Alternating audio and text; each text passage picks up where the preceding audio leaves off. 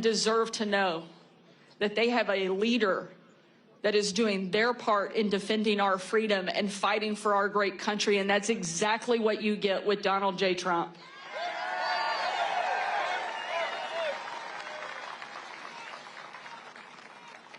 America needs a leader. America needs somebody who comes from a position of strength. We saw that under Donald Trump. We had secure borders, we had a strong economy, and we had stability around the world. And we're going to have that again starting on Tuesday.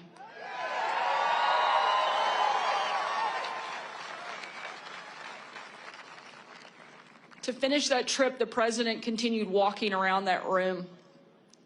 And as he did, there was a soldier that yelled from the back. And he said, "Mr. President," he said, "I'm here because of you. I re-enlisted in the military because of you." And the president said to that young man, he said, "Son, I'm here because of you as well." Two people doing their part in the fight for freedom. And each one of us that is here today has a part as well. We're not all called to serve on the physical battlefields of Iraq. We're not all called to run for office. But we do have a part to play in making sure that those who are willing to put their name on the ballot, put their life on the line, have people that are standing up and standing alongside and fighting for them and making sure that every person coming behind us gets to enjoy the incredible gift of growing up in a country that still means something, in a country that still stands for something. So when you leave here today, make sure you're doing your part in the fight for freedom. And that doesn't just mean voting. Absolutely, that is critical over the course of the next several days. We need you to show up and show up big. But it also means getting your friends to go out and vote too.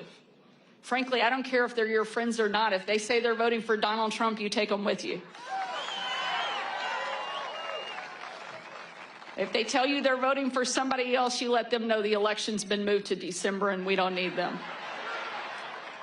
But we need everybody here showing up and sending a clear, strong message that we love America and we're going to do our part to protect it.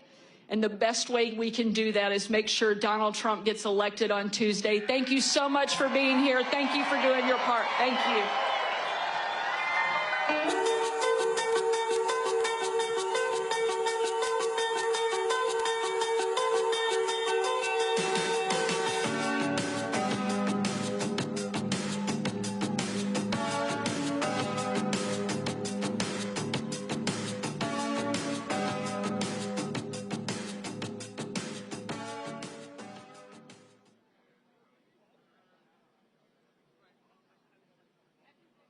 Ladies and gentlemen, please welcome to the stage Senior Advisor to President Donald J. Trump and founder of America First Legal, Stephen Miller.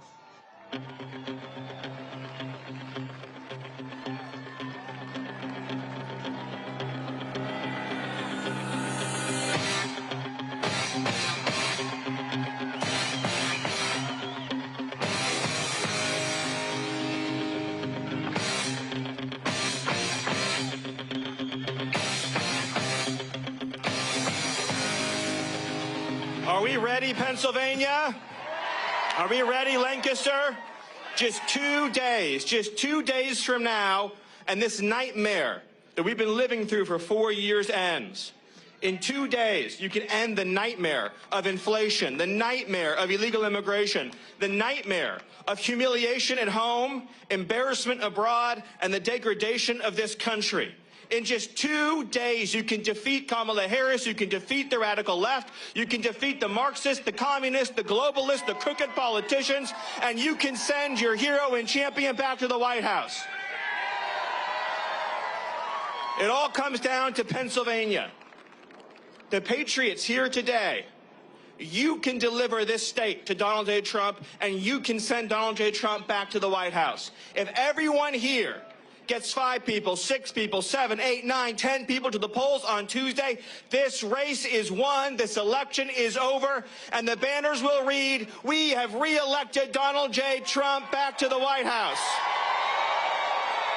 So I need you all. I need you. I am asking you to dig deep, to work hard. 48 more hours after 9 years, it all comes down to this. You're right at the finish line on this marathon. And I want you to think, I want you to really think, as we have these 2 days left, what President Trump has endured for all of you, for all of us, for this nation for 9 years, since he came down that escalator. I want you to think about the hoaxes, the media lies, distortions, defamations, lawfare, persecutions, witch hunts, one persecution, one hoax, one abuse, one lie after another. Every single force that has been wrecking and raiding and pillaging this country has been coming after him. And why? Why have they done it? Because he's standing up for all of us every single damn day. And I ask you, when they came at him, when they tried to take away his freedom, when they tried to take away his business, and yes, when they tried to take away his life, did he back down? Did he give an inch? Did he yield? Did he surrender? Or did he stand up proud and tall and raise his fist into the air and shout, "Fight, fight, fight"? Pennsylvania, I need you to fight. We need you to fight for 2 more days to end these injustices.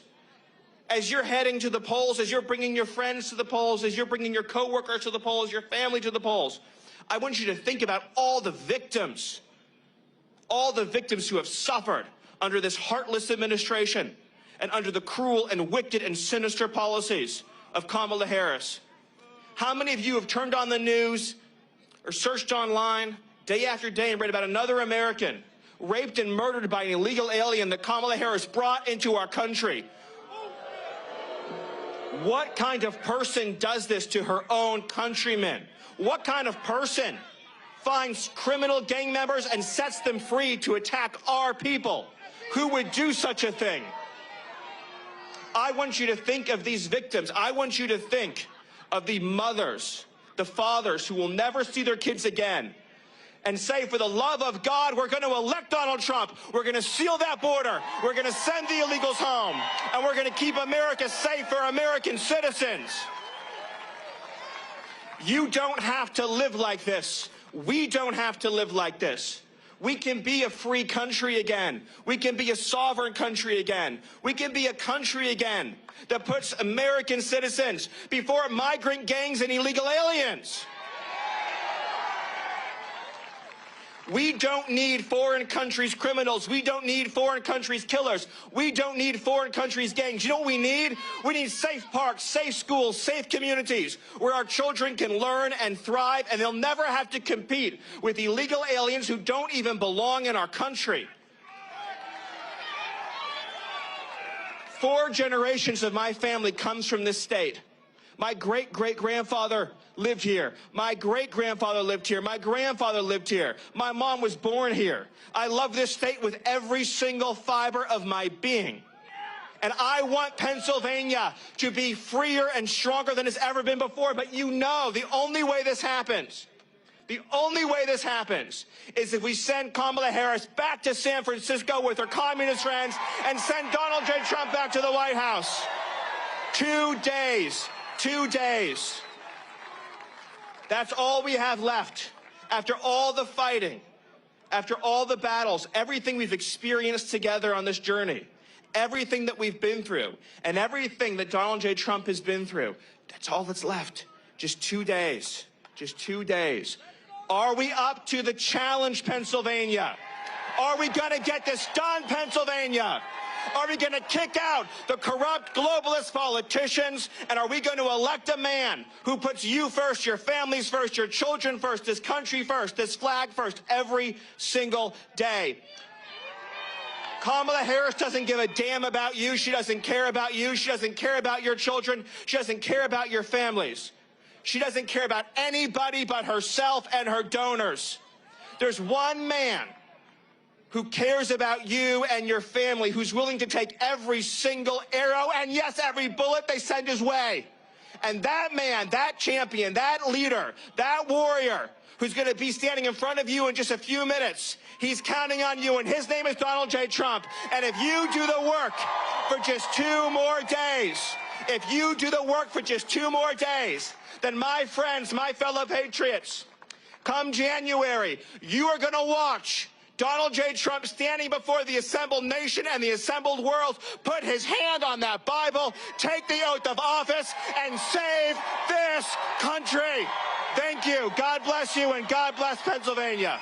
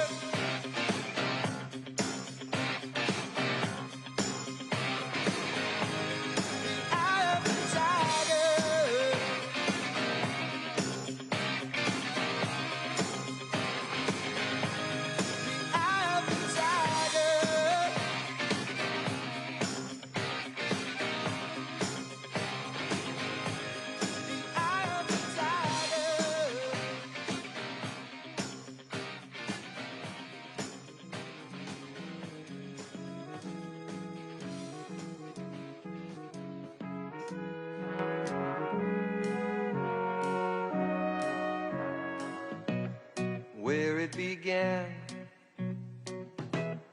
I can't begin to knowing, but then I know it's growing strong. Wasn't the spring, and spring became the summer. Who'd have believed you'd come along? Hand, touching hands, reaching out, touching me, touching you. Sweet Caroline, good times never seem so good. I've been inclined to believe there never was, but now I look at the night and it don't seem so lonely. We fill it up with only two. And when I hurt, hurting runs off my shoulders. How can I hurt when holding you? Warm, touching warm, reaching out, touching me, touching you. Caroline, good times never seem so good. I've been inclined to believe there never was. Oh, no,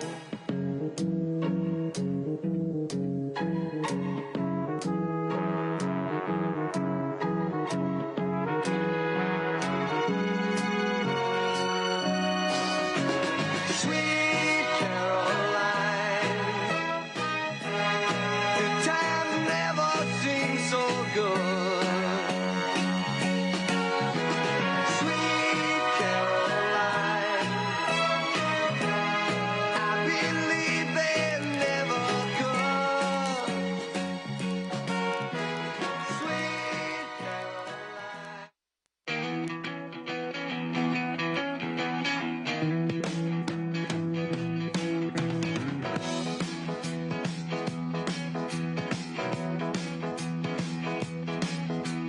We've been together since way back when. Sometimes I never wanna see you again, but I want you to know, after all these years, you're still the one I want whispering in my ear. You're still the one I wanna talk to in bed. Still the one that turns my head. We're still having fun, and you're still the one. I look at your face every day, but I never saw it till I went away. When it rained again, I just wanted to go. Wanted to go.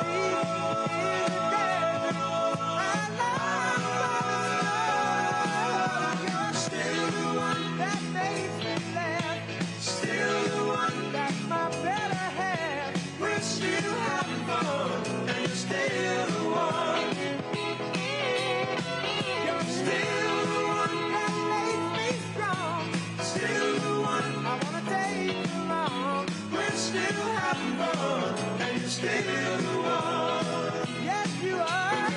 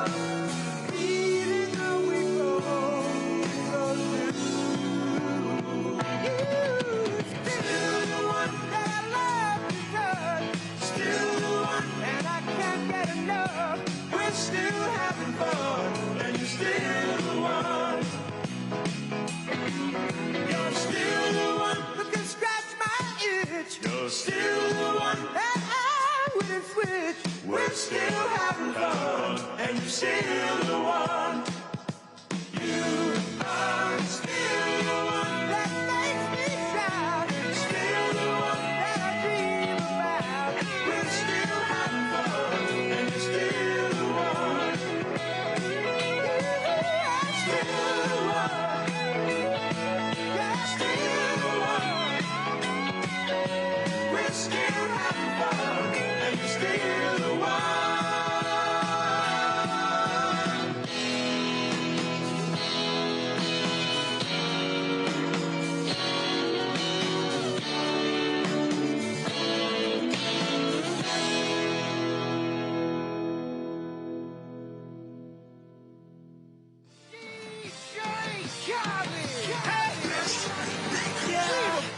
All I do is win, win, win, no matter what.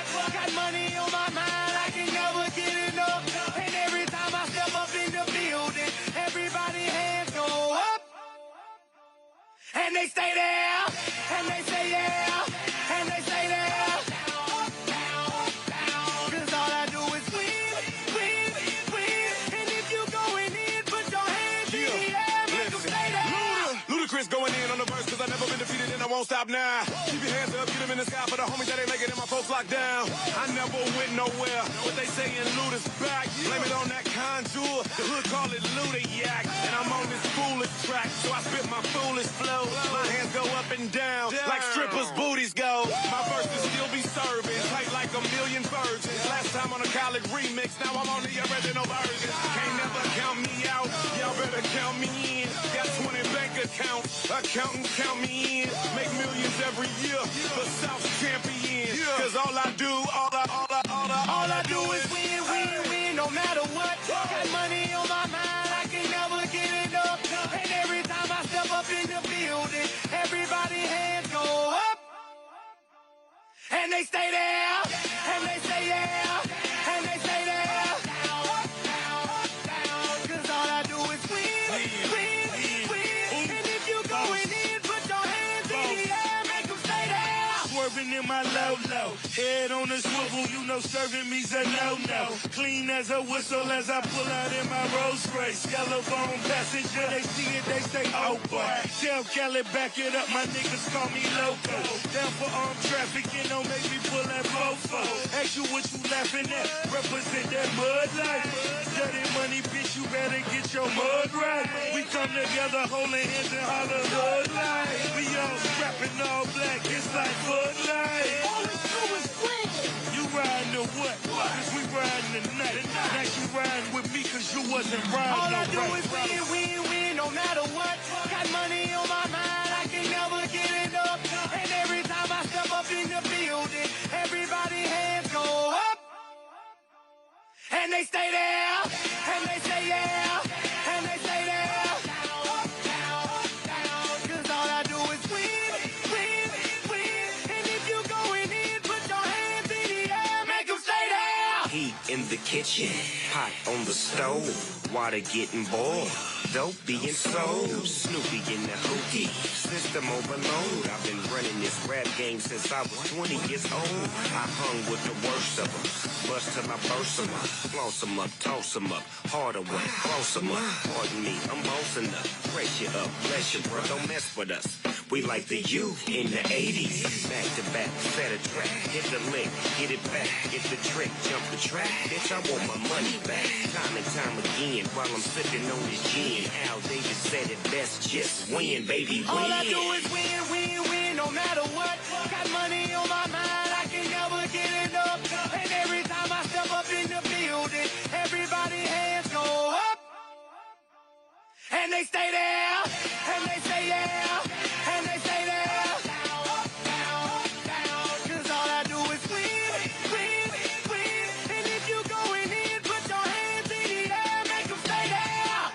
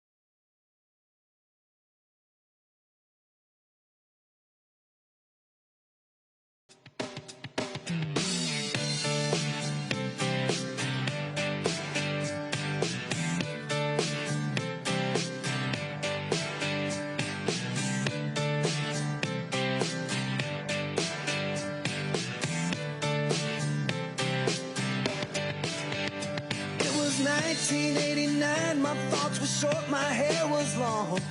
Caught somewhere between a boy and man. She was 17 and she was far from in between. It was summertime in northern Michigan.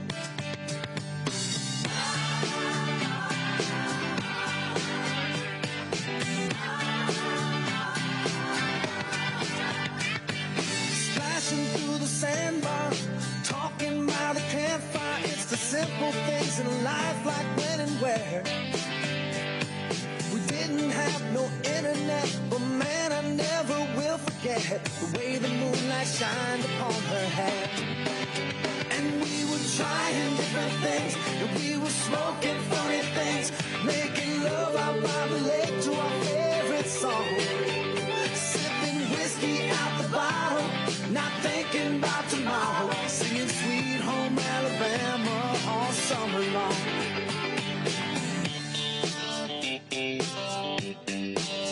Singing Sweet Home Alabama all summer long. Catching walleye from the dock, watching the waves roll off the rocks. She'll forever hold a spot inside my soul. We'd blister in the sun, we couldn't wait for night to come to hit that sand and play some rock and roll. While we were trying different things, and we were smoking funny things, making love out by the lake to our favorite song. Sipping whiskey out the bottle, not thinking about tomorrow, singing Sweet Home Alabama all summer long.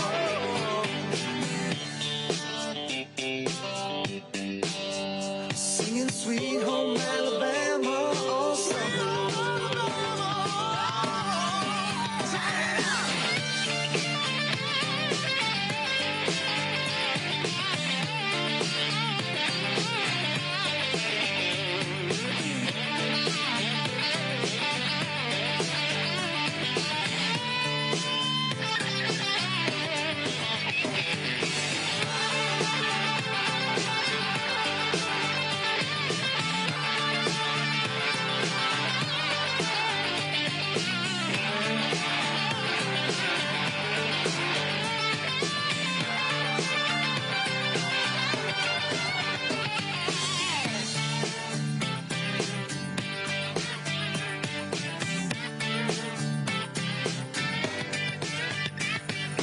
Nothing seems as strange as when the leaves begin to change.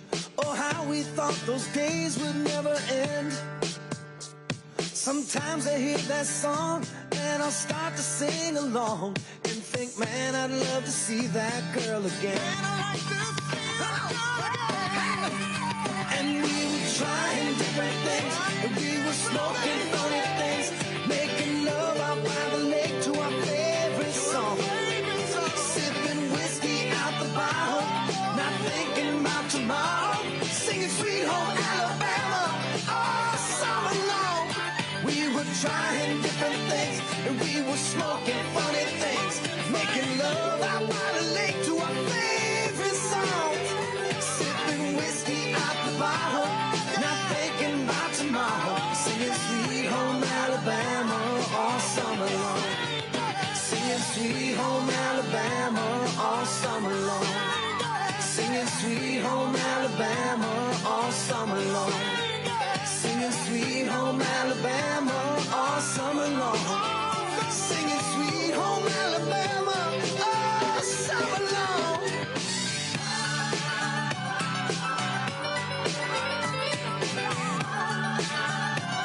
Singing about Sweet Home Alabama, yeah.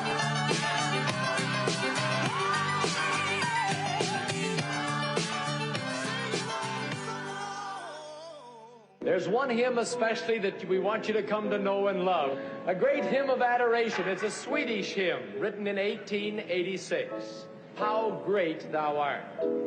Here in Melbourne, we have two crusade choirs. The ones you see on the platform this afternoon and down here have the red identification badge on, and we have a green choir which will be here tomorrow. We had over 1,400 of them registered. And we know that you'll enjoy their ministry and song, and just now we're going to ask them to come Mr. Shea to come and the choir to join him in singing How Great Thou Art.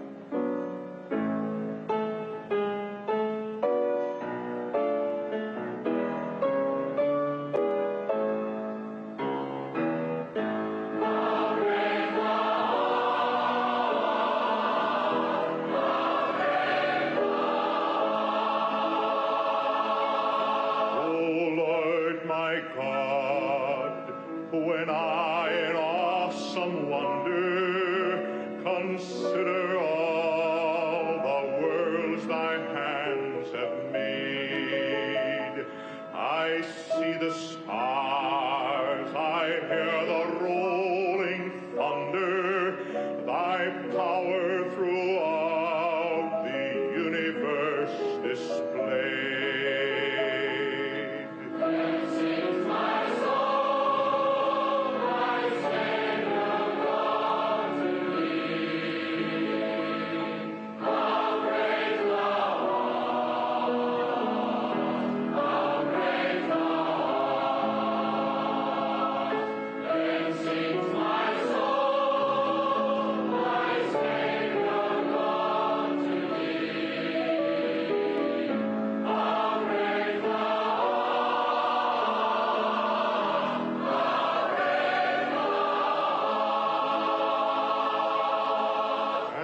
When I think that God his Son not sparing sent him to die, I scarce can take it in, that on the cross my burden gladly bearing, he bled and died to take away my sin.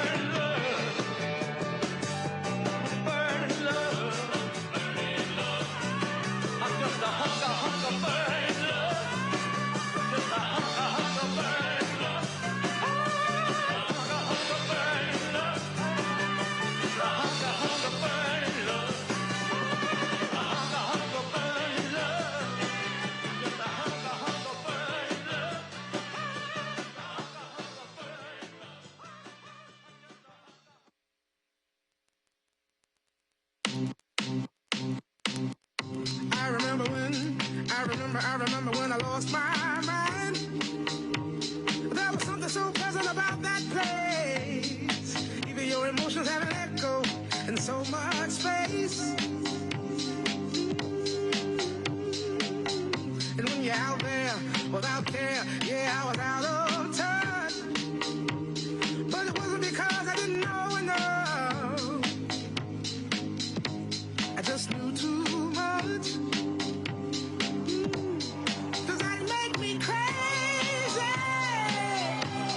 Does that make me crazy? Does that make me crazy? Possibly.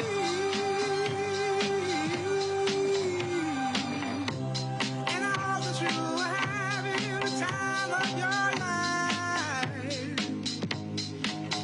But think twice. That's my only advice. Come on now, who do you think you are?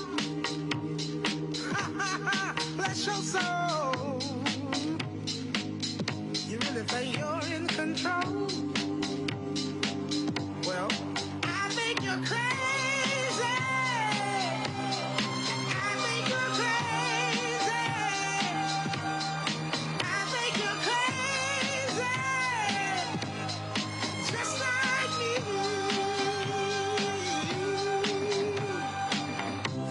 My heroes had the heart to live the life I wanna live. And all I remember is thinking I wanna be like them.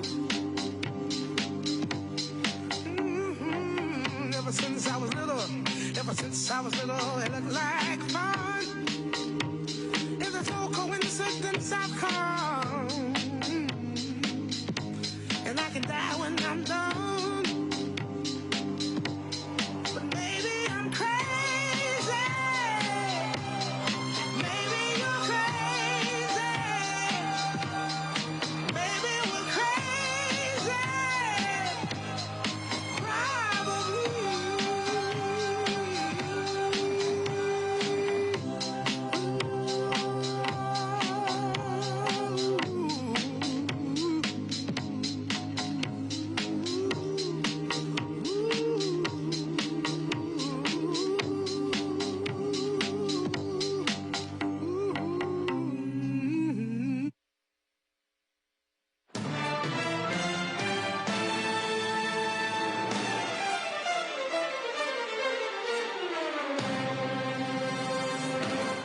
This is a man's world.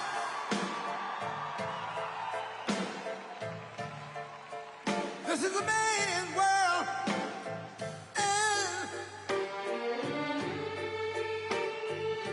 But it would be nothing without a woman or a girl.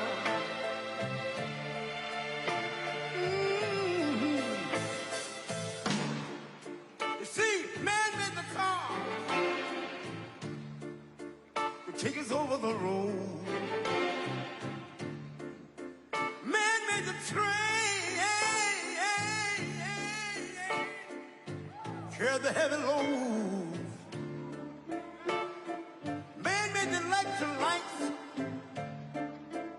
to take us out of the dark.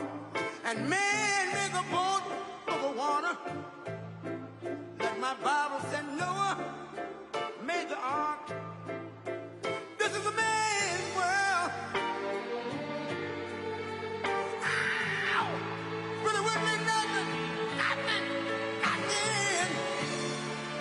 without a woman or a girl.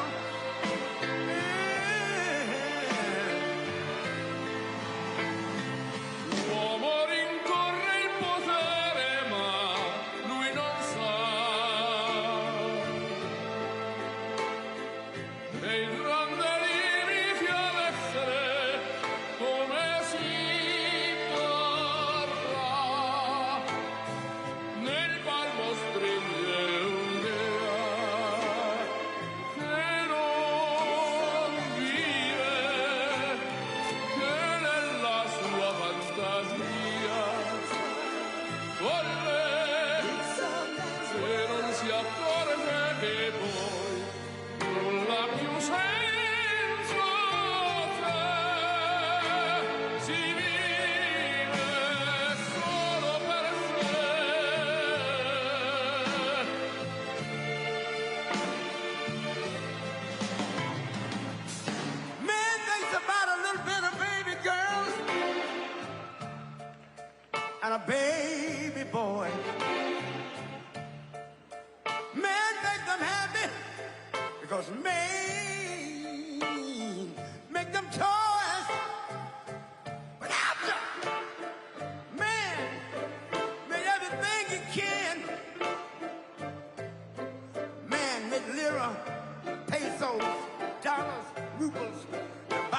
every good woman, and every man. Oh, this is a man's world. But it wouldn't be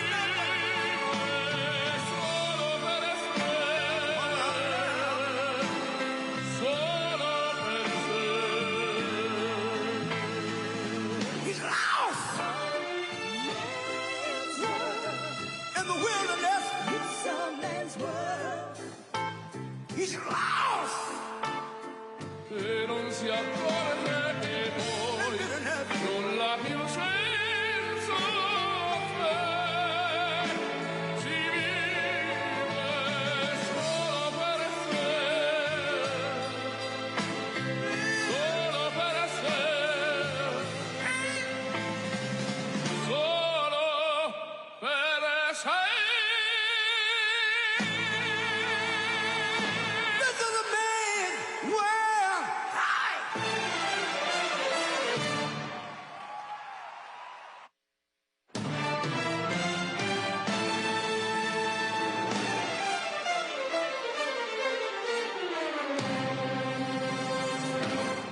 This is a man's world.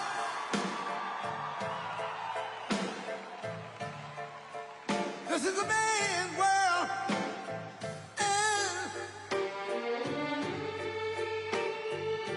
But it wouldn't be nothing, nothing, nothing without a woman or a girl.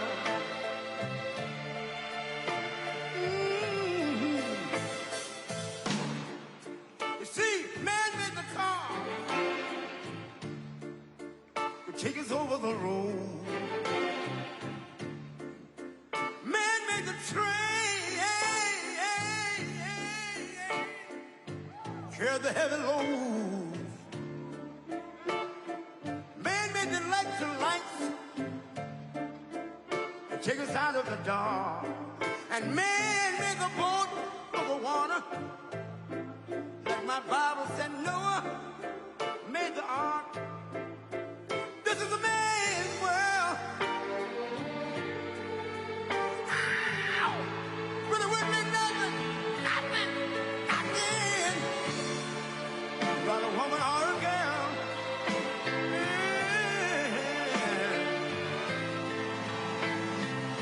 L'uomo rincorre il potere, ma lui non sa che il grande limite ad essere come si porta. Nel palmo stringe un'idea che non vive, che nella sua fantasia corre, se non si accorge che poi non l'ha più senso c'è. Si vive solo per sé.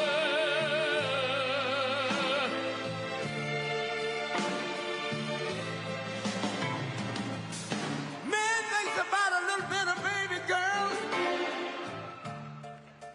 and a baby boy. Man make them happy because man make them toys. But after man made everything he can, man made lira, pesos, dollars, rubles, to buy from every good woman and every man. Ow! This is a man's world. Senso c'è. But it wouldn't be nothing. Solo per sé, solo per sé. He's lost in the wilderness. It's a man's world. He's lost. E non si accorge che poi non l'ha più senso c'è. Si vive solo per sé,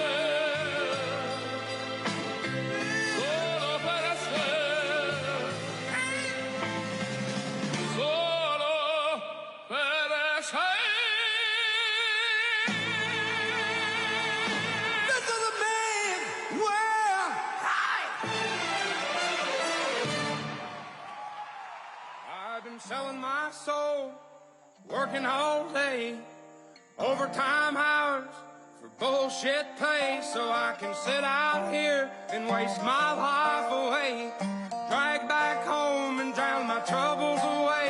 It's a damn shame what the world's gotten to for people like me, people like you. Wish I could just wake up and it not be true, but it is.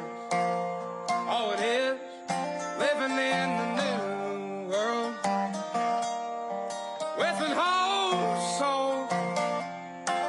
These rich men north of Richmond, Lord knows they all just wanna have total control. Wanna know what you think, wanna know what you do, and they don't think you know, but I know that you do. 'Cause your dollar ain't shit, and it's taxed to no end, 'cause the rich men, 'cause the rich men.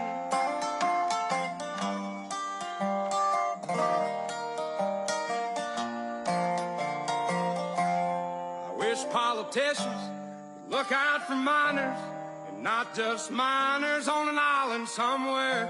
Lord, we got folks in the street, ain't got nothing to eat, and the obese milking welfare. Well, God, if you're 5'3" and you're 300 pounds, taxes ought not to pay for your bags of fudge round. Young men are putting themselves 6 feet in the ground, 'cause all this damn country does is keep on kicking them down.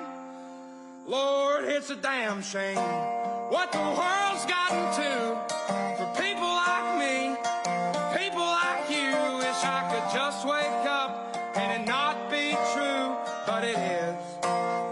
Oh, it is living in the new world with an whole soul. These rich men north of Richmond, Lord knows they all just wanna have total control. Wanna know what you think, wanna know what you do, and they don't think you know, but I know that you do. 'Cause your dollar ain't shit, and it's taxed to no end, 'cause the rich men, north of rich men.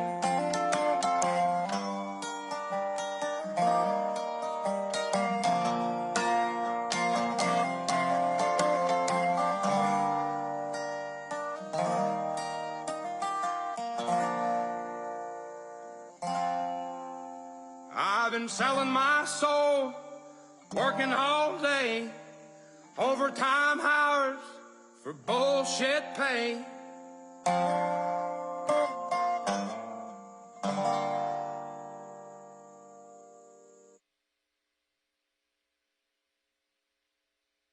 Please, please, please, please. Please, please, please. Party, please.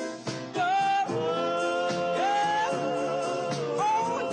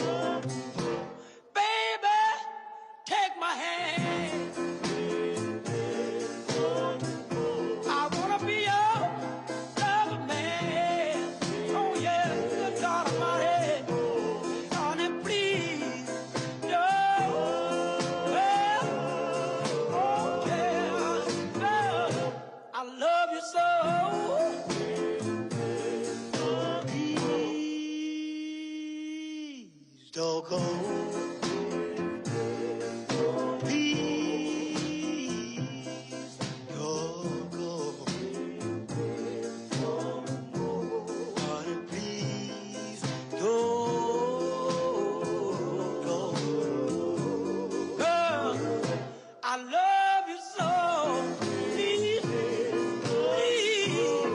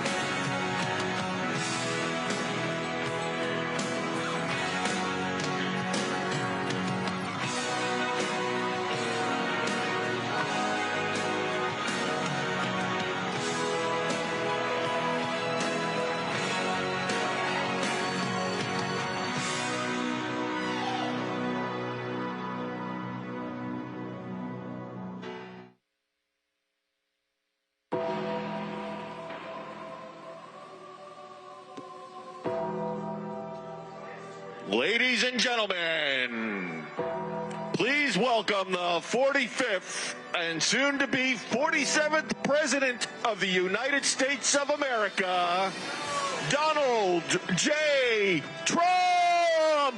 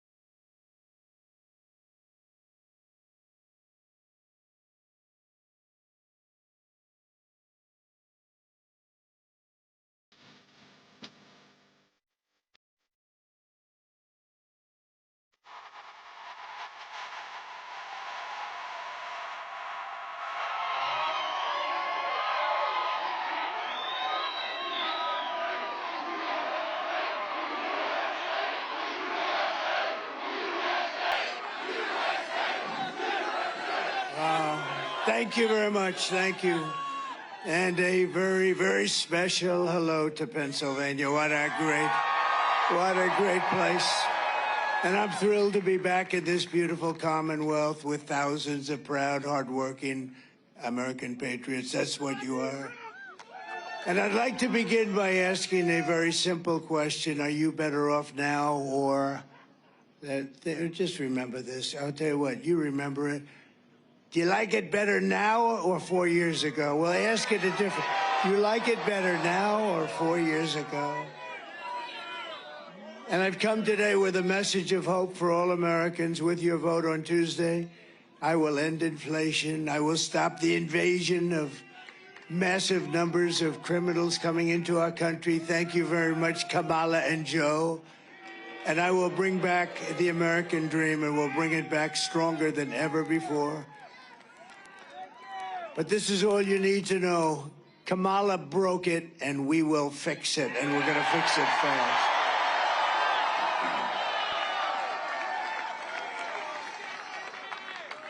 America will be bigger, better, bolder, richer, safer, and stronger than ever before. The election is a choice between whether we will have 4 more years of incompetence and failure, which is what we have right now, or whether we will begin the 4 greatest years in the history of our country. And I'm asking you to be excited about the future of our country again. I'm asking you to dream big again. This will be America's new golden age. This is going to be a golden age, and it's hard to believe, isn't it, huh? We're talking about a golden age, but that's hard to believe because we have been so low. We've never been this low. The image of our country is terrible. It's terrible. It's a failed country. That's what it is. They view us as a nation in decline, but even worse, they view us as a failed country. We're going to turn it around. The image is so bad. What they've done to our country, this incompetent group of fools, what they've done to our country is so damn bad. And the media is so damn bad. It's unbelievable. Every inch of it. Every problem facing us can be solved, but the fate of our nation is in your hands. On Tuesday, you have to stand up and you have to go. You got to just go out and you got to stand up. We've done this for so long. This is 9 years. We have to get out. But you have to tell that horrible, terrible, the worst ever vice president. Nobody knows where the other guy is. Where the hell is he? Where the hell did he go, David? Where is he?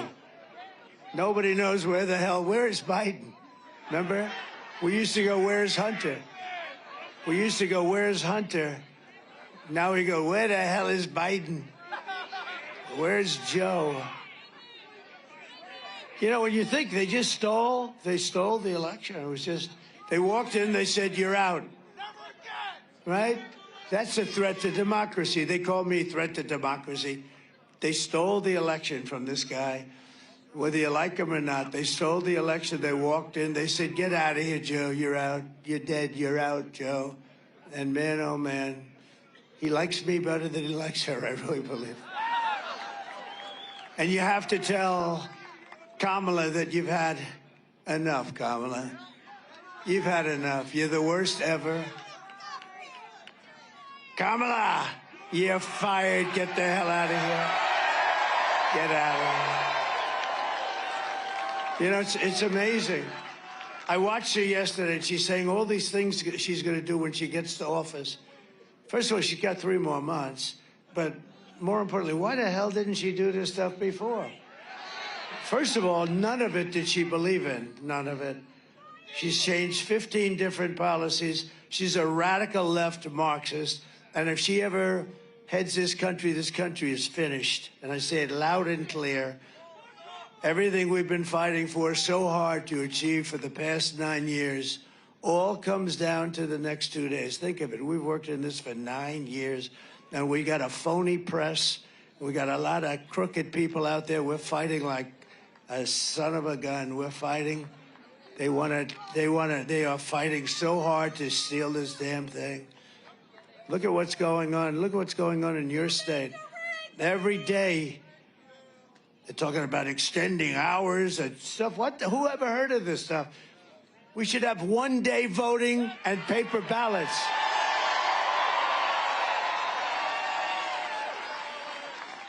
Then I just heard that a couple of states may go an extra 12 days. How the hell do you have an election? You know, they spend all of this money on these damn machines, and paper ballots, you'd have the answer by 9 o'clock tonight. It's a damn shame. And I'm the only one that talks about it because everyone's afraid to damn talk about it. And then they accuse you of being a conspiracy theorist. He's a conspiracy. And they want to lock you up. They want to put you in jail. The ones that should be locked up are the ones that cheat on these horrible elections that we go through in our country. And I don't know what's going to happen, but for future elections, I won't be even a part of it. But you ought to damn well go to paper ballots. You ought to go to voter ID. And you ought to have the election over by 9 o'clock. I'm hearing now they're going to take weeks. Can you imagine? They spend all this money on machines, and they're going to say, we may take an extra 12 days to determine. And what do you think happens during that 12 days? What do you think happens?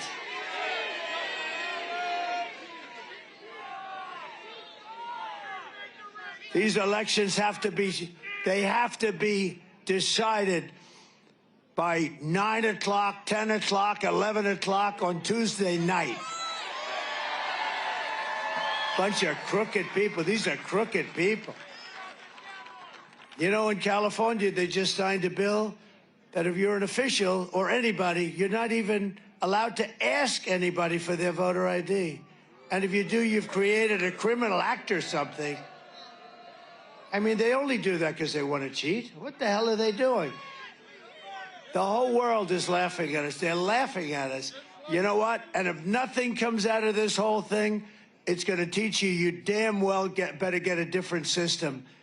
And these bloodsuckers up there, they do nothing about it. What a shame. What a shame. That's why the world laughs at us. They all have elections. You know, France had crooked elections because they had paper ballots years ago, and they switched. And now they have paper ballots. And at 9 o'clock in the evening, they called the winner, they called the loser, everyone home, everybody was fine. They had voter ID, they had paper ballots, they had one-day election. At 9 o'clock, it was over. They called the winner, they called the loser, everyone went home. Now they say, well, wait till the next time. We got to get smart as a country. This is just one thing. It's all corrupt. She's corrupt. She's a corrupt person. I'm running against a totally corrupt person. And I'm really not running against her. I'm running against a corrupt machine called the Democrat Party. It's totally a corrupt party. Guys like Adam Shifty Schiff, these are corrupt people. And to think he'll probably be a senator, can you believe it? Watermelon head. No, he's a watermelon head. He's got the smallest neck I've ever seen. I don't know how the hell he can hold up that enlarged watermelon head. What an ugly guy, both inside and out. But it's now or never. This is it. This is the moment. We've been waiting 9 years for this, and we got 2 days, and we got all this crap going on with the press and with the fake stuff and fake polls. And by the way, the polls are just as corrupt as some of the writers back there. They can make those polls sing. They can make them sing. They brag about it. I got a poll. I'm 10 points up in Iowa. One of my enemies just puts out a poll. I'm 3 down. Joni Ernst called me. Everyone's called me. They said, you're killing in Iowa. The farmers love me, and I love them. But they came up. They just announced a fake poll. Hey, think of it. Right before the election that I'm 3 points down. I'm not down in Iowa. I got $28 billion for the farmers. $28 billion. Nobody else would have gotten 10 cents. Joe would sleep. Do you think he thinks about the farmers? And you know who gave me the $28 billion for the farmers? China, because China screwed our farmers. And then they tell me I'm down in Iowa. I don't think so. And you know what? A good poll, Emerson, no friend of mine, they said that poll is wrong. Everybody said, why do they announce a poll that's highly skewed toward Democrats and liberals? Why do they do that? When you read it, they interviewed far more Democrats than they did Republicans. Why do they do that? Why do they do that? And I guess there's a law that they have to say that because they would have preferred not having to say that. Our country is a crooked country, okay? It's a crooked country, and we're going to make it straight. We're going to make it straight, and it's not an easy thing to do. They'll want to put you in jail because you want to make it straight. Think of it. Think of it. They cheat on elections, and you call them on it, and they want to put you in jail. Think about it. It's the most incredible thing I've ever seen. But I love it. You know why? Because we've proven something, we've shown something, and we're going to get it fixed, and we got to win this election. It's all up to now. I mean, we got 2 days. We've been working for 9 years. We did a great job. We had the best economy ever. We had the wall. We had everything.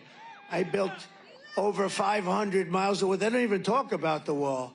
But we had the best border, the safest border. I won't pull down my world's favorite chart because I don't want to waste a lot of your time.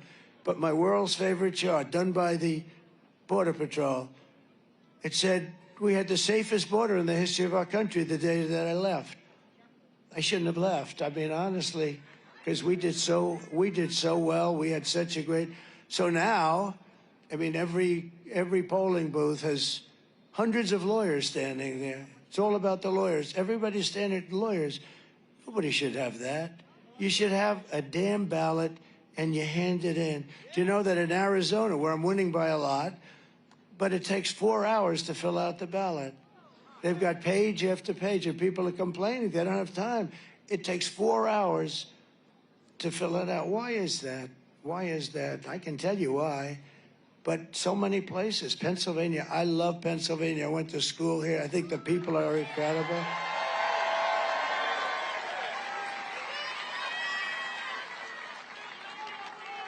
But they found, as I understand it, I mean, I don't know what's happened in the last day or so, but in Lancaster, they found 2,600 ballots, all done by the same hand.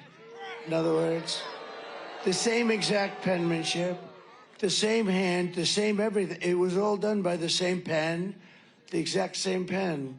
And then they go and they say, well, this is a conspiracy theorist. It's a terrible thing that's happened to our country. And the whole world watches it, even third world countries. I was telling a friend came in last night. He comes from a country, he works there a lot, and knows it. And it's not a great country, to be honest with you.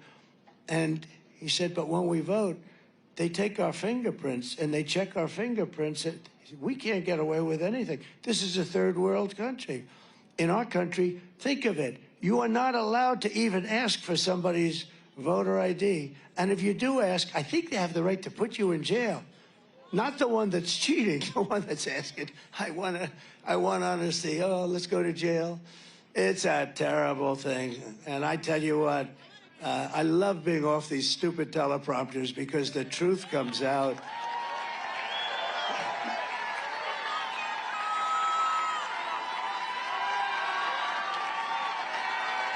The truth comes out. And at least you find out that it's nice to have a president that doesn't have to use teleprompters. You ever see her? And I'm being nasty to her because you know what? She's really bad. She shouldn't have been chosen. She got no votes. This is supposed to be a democracy. You could call it a republic. People say, oh, it's a republic. Okay, whatever you want to call it. It's supposed to be fair. And they ripped the election away from this poor, stupid guy. They ripped it away. Like candy from a baby. It's the way you do. You ever take candy from a baby? Hello, darling, give me some of that candy. Just give it to me. You take it, you rip it right out of the baby's hand. That's what happened here. It's a corrupt deal. And I think at some point it's got to be changed. Got to be changed. Do you know that paper ballots, and by the way, now the machines are going to really hit me hard because, you know, they never heard anybody hit them like this. But do you know that paper ballots, paper is very sophisticated. It's called watermark. It's watermarked, highly sophisticated. It's more sophisticated than the machines they use, which can be hacked and things can happen. You know, a great gentleman is Elon Musk. Right? And I said to Elon, I assume you're very good with computers, right? They said, well, I think I'm one of the best. He said, it wasn't the engines that landed that rocket the other day. It was the computers telling the engines what to do. I think I'm good. Yeah, I think I'm really good. Well, he looked at the machines, just looked at them, And he doesn't have to look like normal people. Normal people have to rip them apart and figure out what's going on. That's normal experts. He goes like this, the machines, oh. He looked, oh, meaning he knew the patient immediately. You know, he does this stuff for a living. So he looks, and he actually made the statement. He said, look, computers are great for sending rockets up and everything else, but there should never be machines used in voting. Everything should be paper ballots put in boxes, voter ID, also identification for the country. In other words, little questions like, are you a citizen of the United States? These are little questions. These aren't big questions. Excuse me, ma'am, are you a citizen of the United States? No, I'm not. You're not allowed to ask. Oh, what city do you live in? It's none of your business. I'm voting. Do you understand? Now, if you show up in a suit and tie, they say, we don't want this guy voting. You got to see what they do. I mean, what they do is so sad. But Elon is a total pro. And I saw his mother, the most elegant woman. I said, Elon, she produced you. Well, she produced one hell of a smart guy. But did you see his mother with her beautiful white hair? She looked like total royalty. And she said she went, I think, to New York, and she pulls out identification. No, I don't need that, ma'am. Oh, of course you do. It's my. She wanted to give it. They didn't want it. And she said, very interesting. She was interviewed just yesterday. A very smart woman. Produced a lot of smart kids, too. Not just Elon, a lot of smart kids. And she was amazed. She left there. They didn't want any information. They didn't want her ID. They didn't want identification. And she said, you know, that's a strange thing. I've been in many countries, and they always want your identification. So, look, we have a country with a massive headache, and it would go a lot longer than headache. It would be a much stronger word than the word headache. And we have to solve this problem because we have a mess on our hands. We got a bunch of cheaters that all they do is think about how they can cheat. Think of this. You know, when I run this election, we have meetings with Susie and Chris and all professionals, respected people, a lot of people. And we talk about strategy like, what do you think we're going to say? Or where are we going to hold a rally? And how much are things going to cost? And what are we doing? You know, in other words, normal. When they meet to find out how can they cheat. And when you think of it, they have to. Because who wants to have policies of open borders where anybody in the world can come in, where you can, and by the way, 90% of the Democrats, not the sleazebags like Schiff and Schumer and crazy Nancy Pelosi, Pocahontas, not those people, but the people that vote. You know, the real Democrats, they actually tell me all the time, I don't know why the hell we can't have voter ID. The real Democrats want to have things like voter ID. They know it's crooked.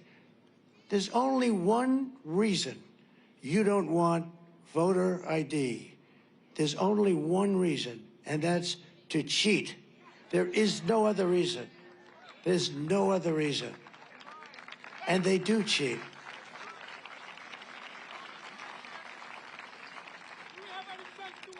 Isn't this better than my speech? No, because honestly, somebody's got to talk about it. They say, sir, I'd rather have you not talk about it. We have a certain network. Oh, if you even mention the fact that there's cheating in elections, they turn you off. I mean, this is supposed to be one of our brave, very brave networks. I won't mention which, but you can imagine. You know, it's one thing when CNN and MSNBC, crooked as hell. Look at CBS. Look what CBS did. They took this person who's a low IQ person.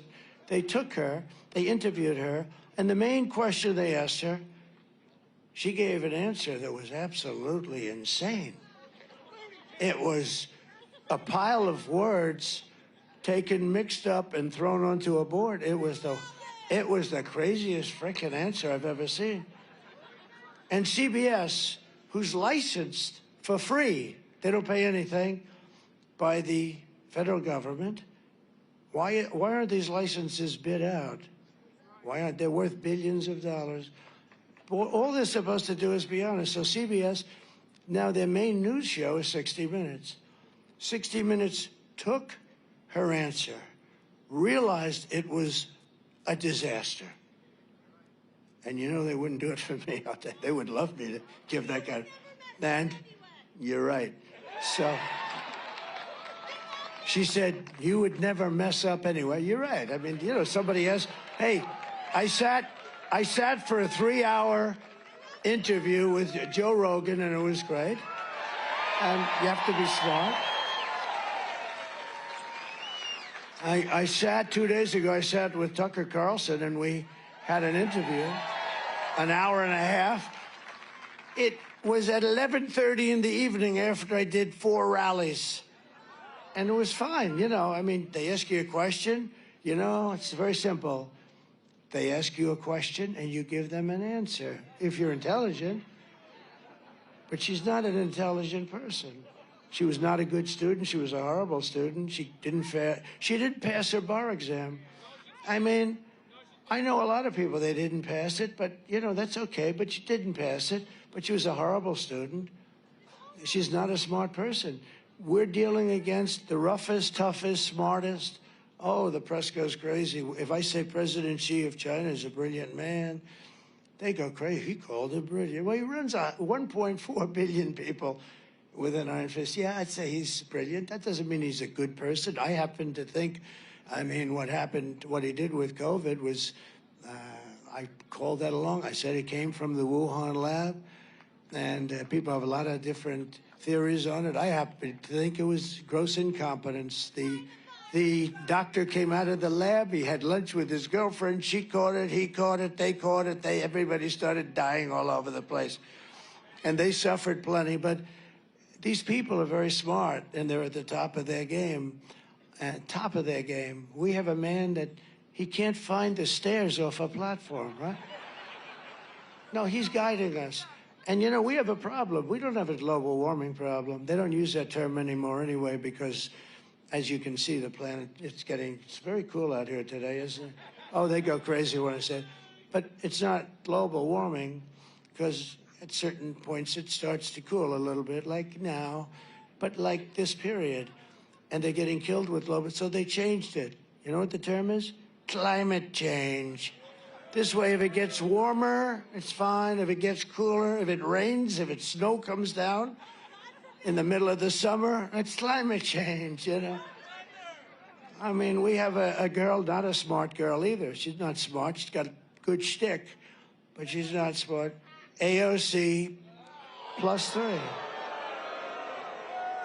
Do you remember how this whole hoax started?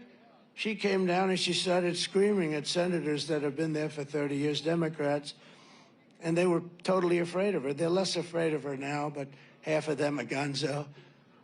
And we've spent trillions and trillions of dollars on things that, you know, putting windmills all over these magnificent plains and fields and valleys and oceans. And then they had one whale in, I think, 50 years come up. And then last year, they had like 18 of them wash ashore, die. And it's all a big hoax. So many things. So this is just like, we're talking about a history lesson. It's just, to me, it's more interesting than the speech that you've heard approximately 900 times, because I've been saying the same thing. You know, with a speech, I mean, I have beautiful, oh, it's so beautiful, but it's true. But it's basically the same thing.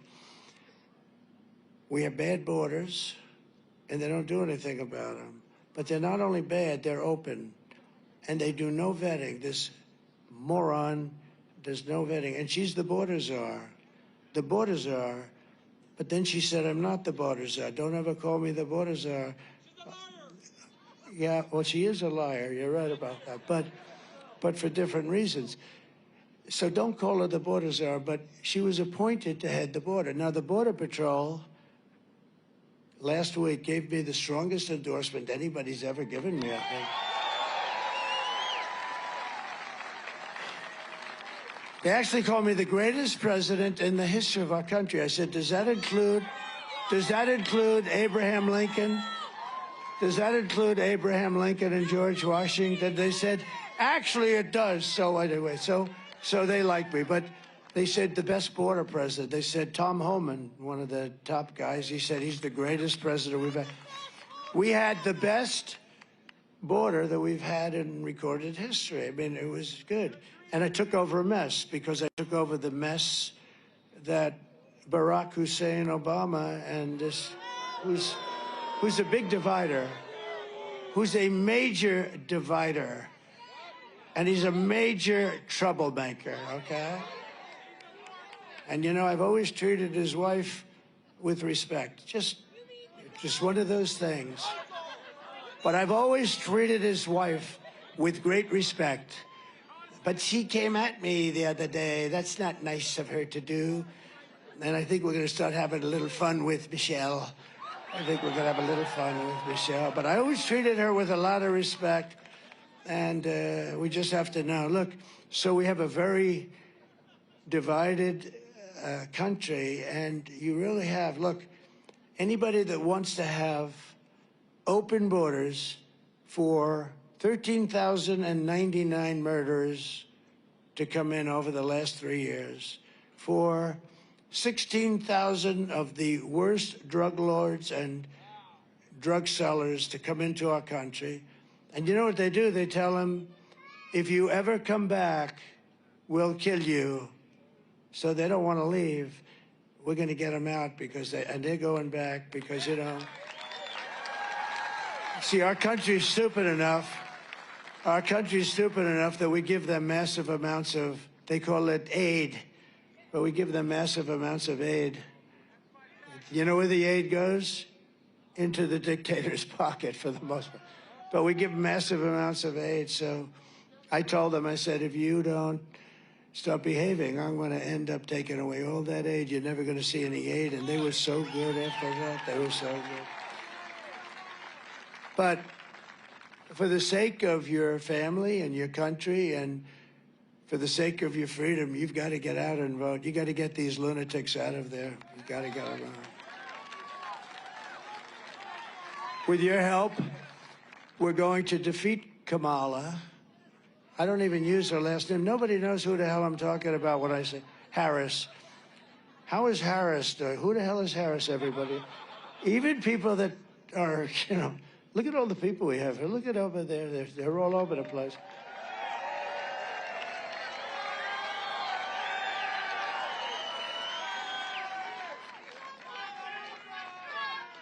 You know, it's a little strange. I'm a pretty smart guy. I have genetic. Do you believe in genetics? I do, you know. Fast racehorses produce fast racehorses, whether you like it or not. And but I'm a very I believe in it, and like I'm smart. I tell the story. Thank you very much. I appreciate it. He said brilliant. Well, probably brilliant, but no. And we do the weave, right? This is a weave today. They'll say, and this is a very important lesson because I'm trying to tell you what's happening with our country. It's going bad. And it can never get fixed because we're never going to get the right people in because of what they do with the elections. We're going to get a bunch of crooks and horrible people. And not dumb people, by the way, you know. She's a dumb person, but the party, but she's not going to run. She's a vessel. She's a vessel, and she's just a vessel. They didn't want him, and then they found out he's perfect. He's perfect because he didn't know what the hell he was doing. They got away.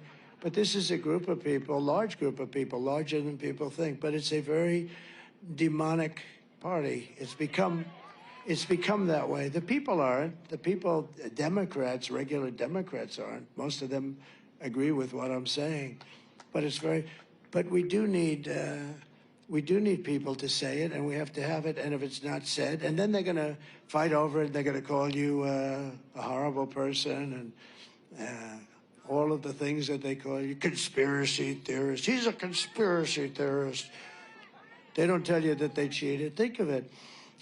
They spied on my campaign, and they refused to even acknowledge it to this day. But people acknowledge it. But look at all of the things, the Mueller report, they said Russia, Trump's involved with Russia. I don't know a damn thing about Russia. Trump is involved with Russia. It was made up. You know what that was? That was an excuse for why crooked Hillary Clinton, and she is crooked as hell. And now that Joe Biden has been taken out by his party of politics, I can start using the word crooked back to Hillary. I can put it back. You know, I took it off a couple of years ago because I figured she was finished. But actually, I see her talking so much. She's got major Trump derangement syndrome.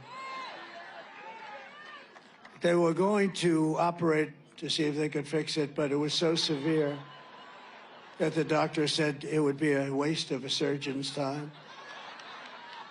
No, but you like to have smart, and you know, somebody said, is it true that your uncle is Dr. John Trump of MIT? I said, yes, it is. Do you know my uncle was the longest serving professor in the history of MIT? Like, I think 41 years or something, 39, 41. And there's something nice about that. And I'm just looking here, and I'm watching, and this has nothing to do with corruption, but it has to do with a little bit of intelligence. And I have a piece of glass over here,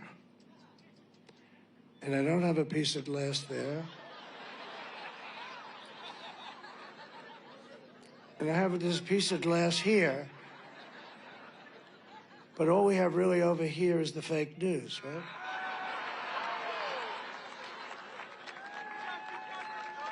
And to get me, somebody would have to shoot through the fake news. And I don't mind that so much, because I don't mind that. So I have a piece of glass here. And the problem with that glass is I don't look great on television when you have a 4-inch piece of glass that a howitzer can't go through. No, when you see yourself on television, you say, boy, you're really not very recognizable, to be honest with you, which is good. But here's the problem. So I have glass here, I have glass here. Now, I'm not worried about this. Look, what do I have? A couple of people. And they're friends, generally. There are a couple of people I don't like in that group, but that's like, no, but look at it. Look at it. I have nobody here. What do I need this piece? But where I think I do need a piece is here.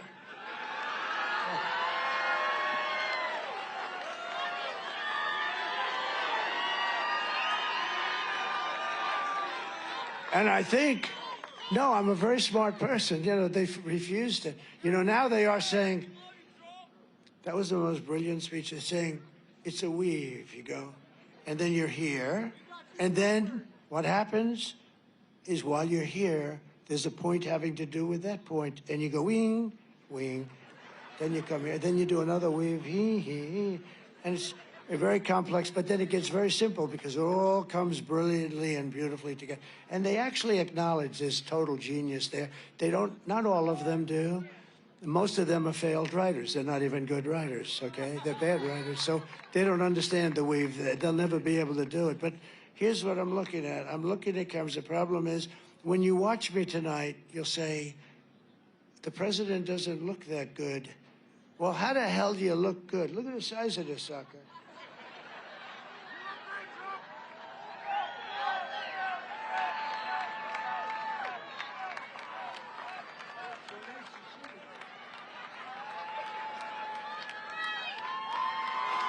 Nice to see you.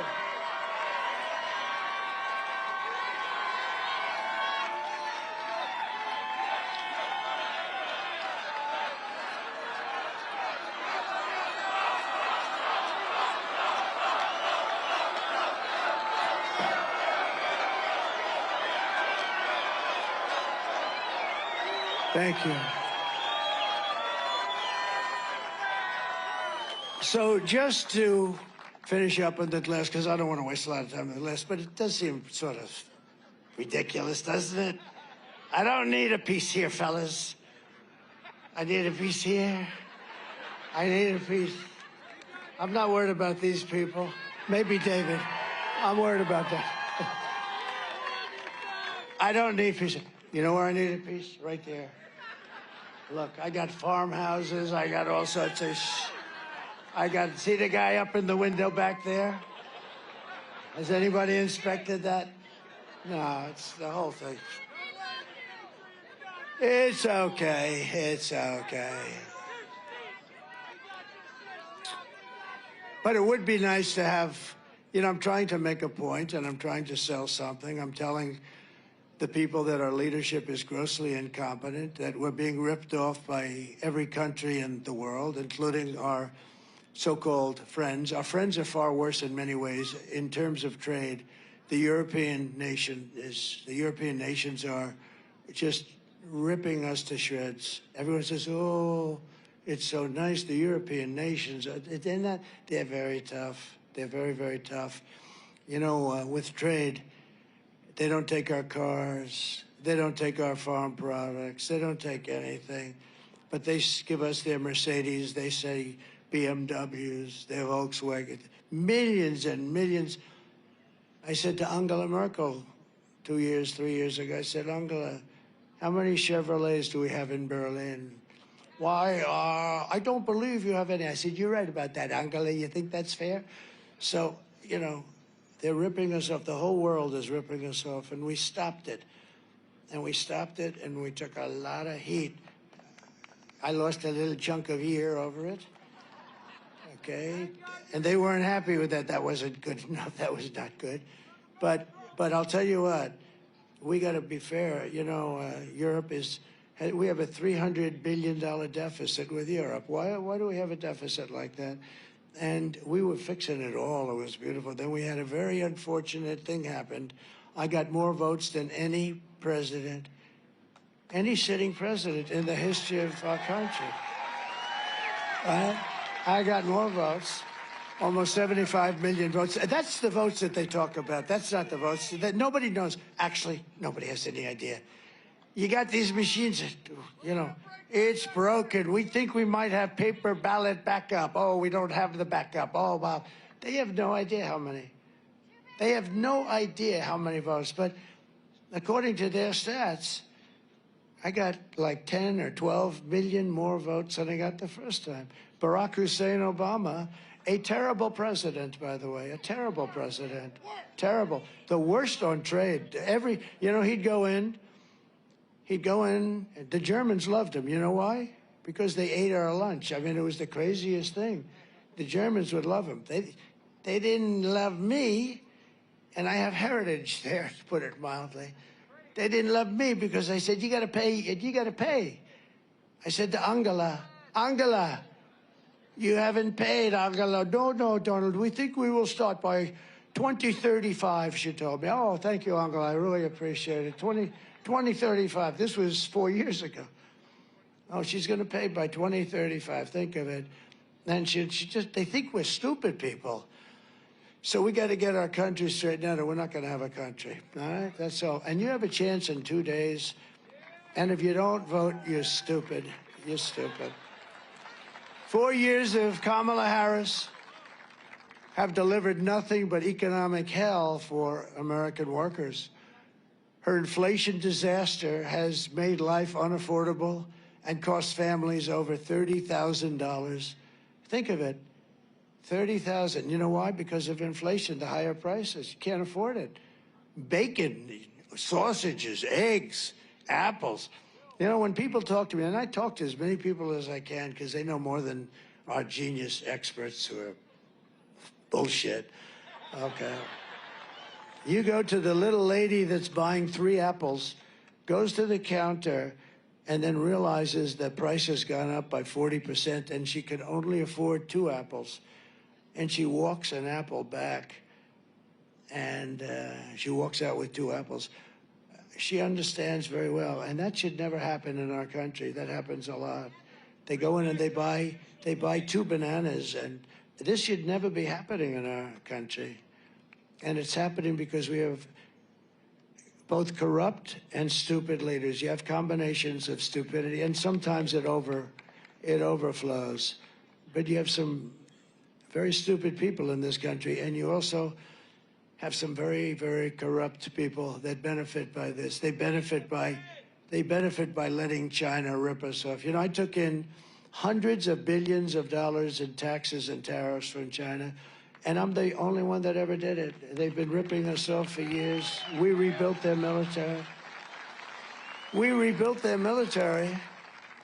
I mean, they had we're losing, well, we were, now we're losing numbers that nobody even believes, but we lose to China $500 billion a year. When I came in, it was $509 billion. That was the deficit with China. We were losing numbers that were not even, now it's over $1 trillion we give them. And then you wonder, gee, they're building a lot of ships, a lot of planes. Most beautiful plane that I've ever seen is the F-22, but we don't make it anymore because it's too expensive. And you know what? You know who makes it? I saw it. I said, of course you make it. I saw one the other day. Sir, that was made by China. They copied the sucker. I mean, we don't make it. We don't make it. We got to get smart. We got to get smart. Just this week, we had the worst jobs report in modern history. This was done by sleepy/crooked Joe Biden and Kamala. You know, who knows with her? Nobody even knows. You know, we like to say, oh, she was, I don't know if she was, she probably wasn't too involved in it because she wasn't involved in anything. She's lazy as hell. But, you know, they all say, sir, make sure that you only say Kamala. Well, you know, it's probably him more. But she was there. If she was any good, she would have said, Joe, you got a mental problem. You don't have any more. Let me handle things, Joe. Let me handle things. You're out of it, Joe. She didn't say, she said just the opposite.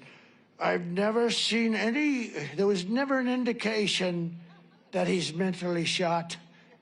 I've never seen anything. Well, she's lying. You saw that with the debate. Even I, you know, I had a thing, I wasn't going to look at him. And I finally had to go like, what? I had to look. I just had to. I couldn't hold it.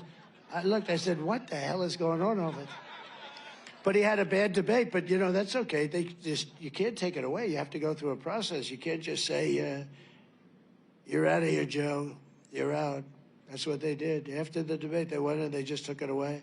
You can't do that. But we have, and these numbers that I'm going to tell you are the worst. This is like a depression. And they're devastated. They don't want to talk about it because, you know, they've had a couple of things happen that are incredible. One of the things is that these numbers were announced yesterday, and they thought they were going to be able to hold them till after the election, because these numbers would not allow anybody to vote for a woman of not high intelligence, to put it mildly. I'm being extremely nice when I say it that way. These numbers are depression-style numbers. I mean, not recession. These aren't recessionary numbers. And I know a lot about this stuff. I was a wonderful, wonderful student at the Wharton School of Finance. I did great. Made a lot of money, a lot. I've made so much money, it's crazy. And made a lot of money, and I understand money, and I don't say that, you know, it's been something that works for me.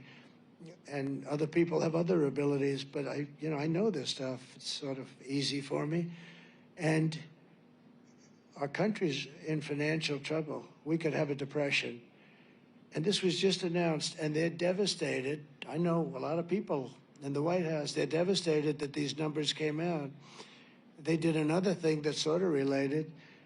2.5 months ago, they said they had 818,000, that's a lot, 800, almost a million, 800 exactly, and 18,000 new jobs.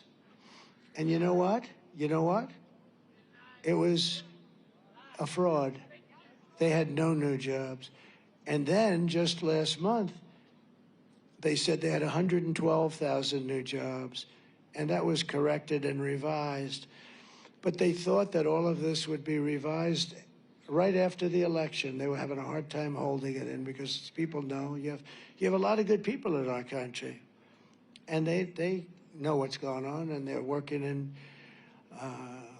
statistics departments and different departments. They see what's going on. You know, you can't really hide it if you have honest people. And we had people that came out and said, a whistleblower, I assume it was, and he came out and said that the almost 1 million jobs that they added fraudulently into our employment numbers were fake.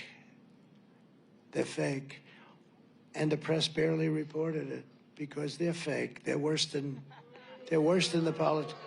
Honestly, they're worse than the politicians. They're worse than the politicians, and they're being caught. That's why their approval ratings are so low. They're being caught. I think it was a great thing I did for the country, because I don't think people, before I came along, nobody talked this way. But they're fake. And we need a fair press. And we don't need a ruthless press. We need a fair press. And sometimes that will be ruthless.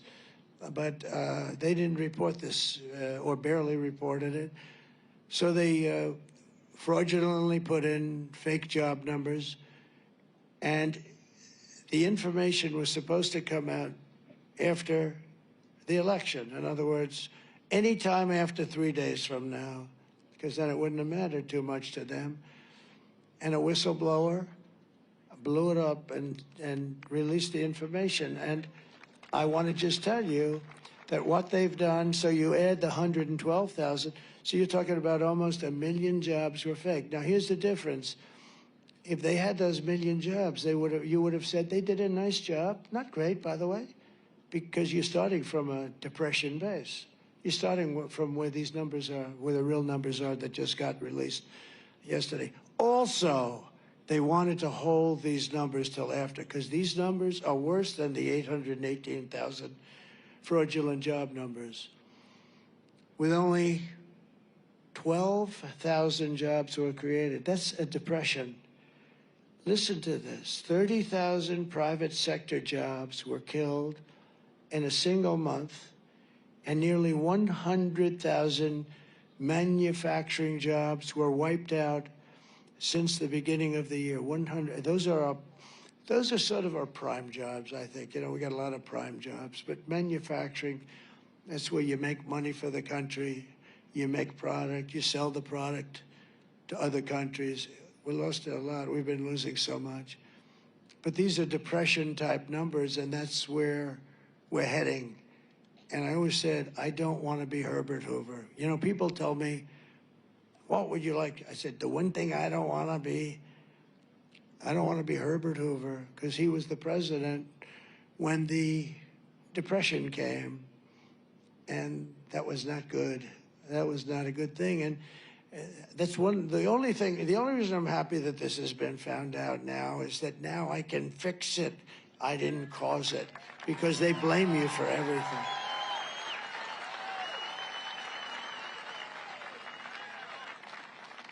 Think of it. And you know, most of the new jobs that were created, you know about this, right? They went to migrants. Do you know that? David knows that. And I hope he's going to be your new senator, by the way. He's a good man. Because don't forget, your senator knew all the stuff that I'm saying. He knew it. And he sat with it. He didn't say it. He didn't reveal it. He would have revealed it. He wouldn't have let me get away with it. He wouldn't have let me get away with it, because it's so terrible for our country.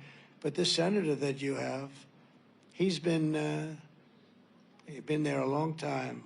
And you know, it's funny, when somebody's there, I told that to David, they're hard to beat. These guys have been there forever. They're survivors. That's what they're good at. They survive. They're not good senators, but they survive. They're genius at survival. They could be bad senators, and they're there for 25 years. His father was there for 25 years or something. They're not easy to beat, but you got a man here. He's a great guy, and he should be, he's a hero in many ways. Thank you. Thank you.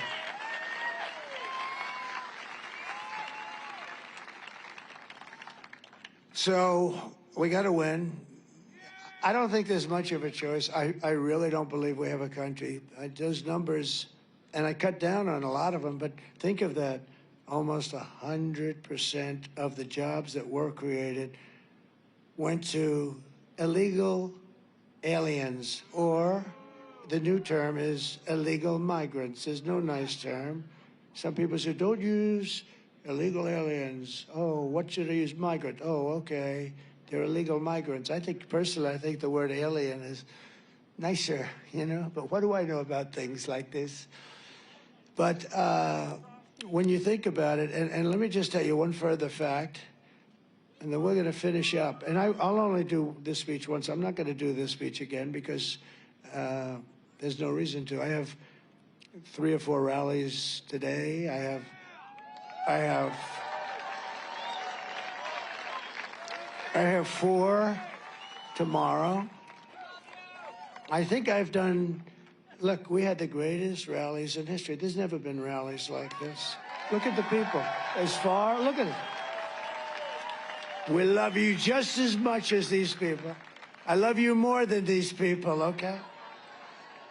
No, look, it goes back as far as the eye can see. It's never been that. I actually joke. I tell my people, I have very good people, and I tell them, in 4 years, you'll be representing a hot candidate, and he's going to come to this beautiful part of the Commonwealth, and he's going to have an audience of 250 people, right? Remember Biden? He couldn't, you know, he had the circles because of COVID. I don't know, that's crazy. The only thing good was, I really thought the guy who did those circles was very talented because I'm a very good builder, and he did perfect circles. In fact, I wanted his name in case I wanted to do some. He's a very good painter, but he had 8 circles. He couldn't fill them. He had to use fake news to fill them. They were sitting there. He would have a rally, and nobody would show up. And I'd have a rally like in Arizona, and 48,000 people show up. He comes in the next day. He literally couldn't fill the circles, and yet he had more votes than me. He had more votes, and he's a brilliant guy. You know, he worked out of his basement. He never went out. He never talked to anybody. He never talked to anybody. No, this is an unbelievably, and look what happens. Ukraine would have never happened if I were president. Putin wouldn't have played. Putin didn't play around with me, let me tell you right now. And I'm the one that brought up Nord Stream. So the largest pipeline in the entire world was being built by Russia. And I found out about it. Nobody ever heard. Even the politicians didn't know. It's called Nord Stream 2. And I said to them, having to do with NATO, where we got ripped off until I came along, you know what? They spent hundreds of billions of dollars after I left. They paid hundreds of billions of dollars, but they're building Nord Stream, the largest pipeline in the world, from Russia to Germany and then branching out all over Europe. And I said, you mean so, Angela, so what we're doing is, let me get this straight, we're protecting Germany and all of Europe from Russia. We're taking a deficit. We're paying almost 100% of NATO, by the way. We stopped that quickly. But we're paying all this money to protect you, and yet you're paying the person and the group that we're protecting you from $2 billion, $3 billion, and $4 billion a month, right? This isn't working, Angela. Not for me, it's not. And we had a big meeting, all the leaders of NATO, and they said to me, sir, because they used to say, you know, my biggest fan is Stoltenberg, the Secretary General of NATO. He just left. He was a good man. He was there for a long time. He said Trump was unbelievable. When Obama would come in, he'd make a speech, and he'd leave. Bush came in, he made a speech, and he'd leave. All the other ones, they'd come in, they'd send their people, they'd make a speech, and they'd leave. Trump came in, he said, whoa, I don't want to make a speech. I want to look at the books. I looked at the books, and I realized that we were paying 100% or close to 100% of NATO. And I said, it's no good. It's no good. And then they had a big meeting because of that. And at the meeting, they had 28 countries, including us at the time. And the meeting was amazing. And the head of a major country stood up. Sir, does this mean that if we don't pay up, you will not protect us from Russia in case they get aggressive? I said, does that mean that you're delinquent? You mean you haven't paid? In other words, you're delinquent, right? I never heard that term, sir. This is an old real estate term. You're delinquent. He said, yes, we're delinquent. He said, if you're delinquent, if you haven't paid, I would not protect you under any circumstances from Russia. And the next day, you know, only a few countries were paid up. Most of them were delinquent. The next day, billions and billions of dollars came flowing in. They came flowing in. They don't write about it too much.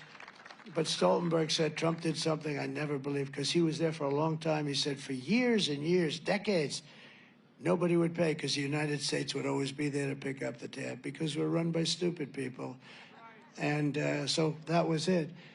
But we'll make America wealthy again, and we'll make America affordable again. And we're 2 days away from the best jobs, the biggest paychecks, the brightest economic future, despite where we start from. It's so depressing when you look at what's going on. If my opponent knew how to fix the economy, she would have done it.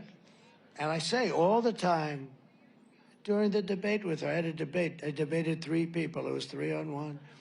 I debated Pretty Boy, who's not actually as good looking as he looks on television. In person, he's really not that great looking. But I debated him and some woman that they say, oh, I have no idea who the hell she is. All I know is they interrupted me every time I said, crime is at an all-time high. David Muir goes, it is not. See what they're doing? See that horn over there? They put that horn up. You hear that? It's right in the field where you might have a sniper. See, that's... And I have no glass here. Yeah, I have no glass. I have glass here. There's nothing over there. They're my glass. See? Those people are my glass. I'm hearing that horn. That could be any minute now. They're getting ready.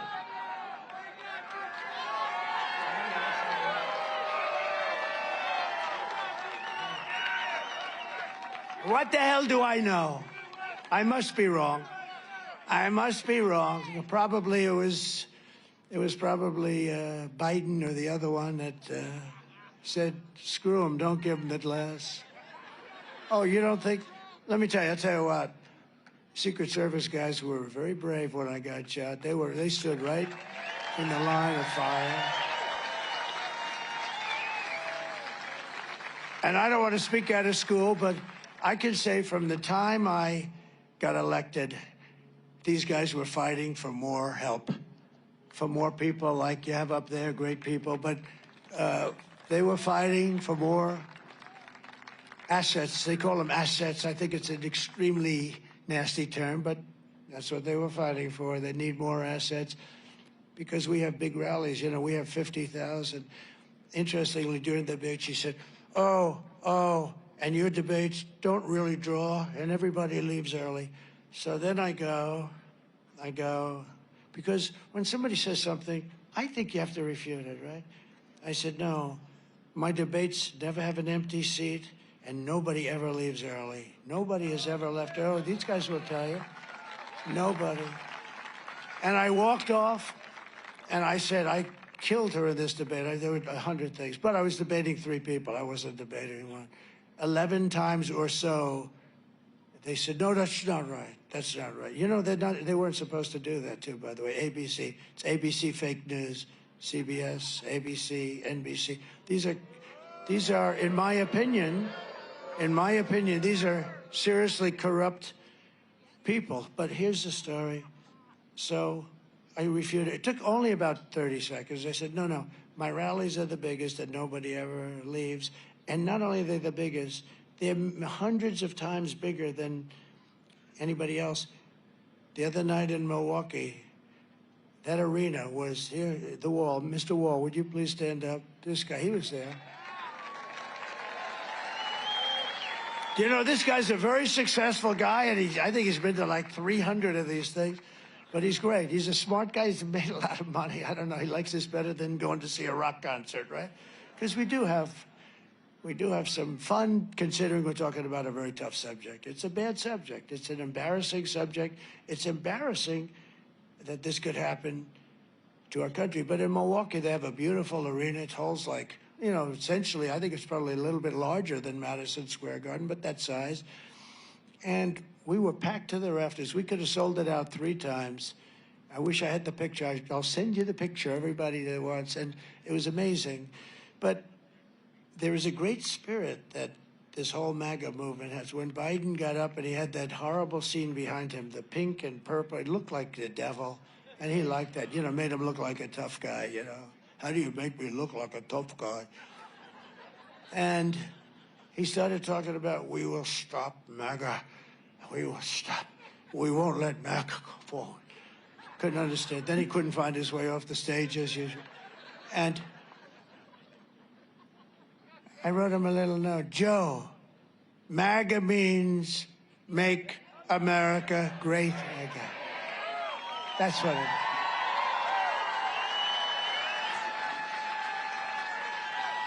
So I'm sort of finished with this whole thing, but so the fake news, some of these lame brains, I see them, I can tell you everyone up there a couple of them are good, but everyone up there, I can tell you, they're really dishonest people. I mean, real dishonest.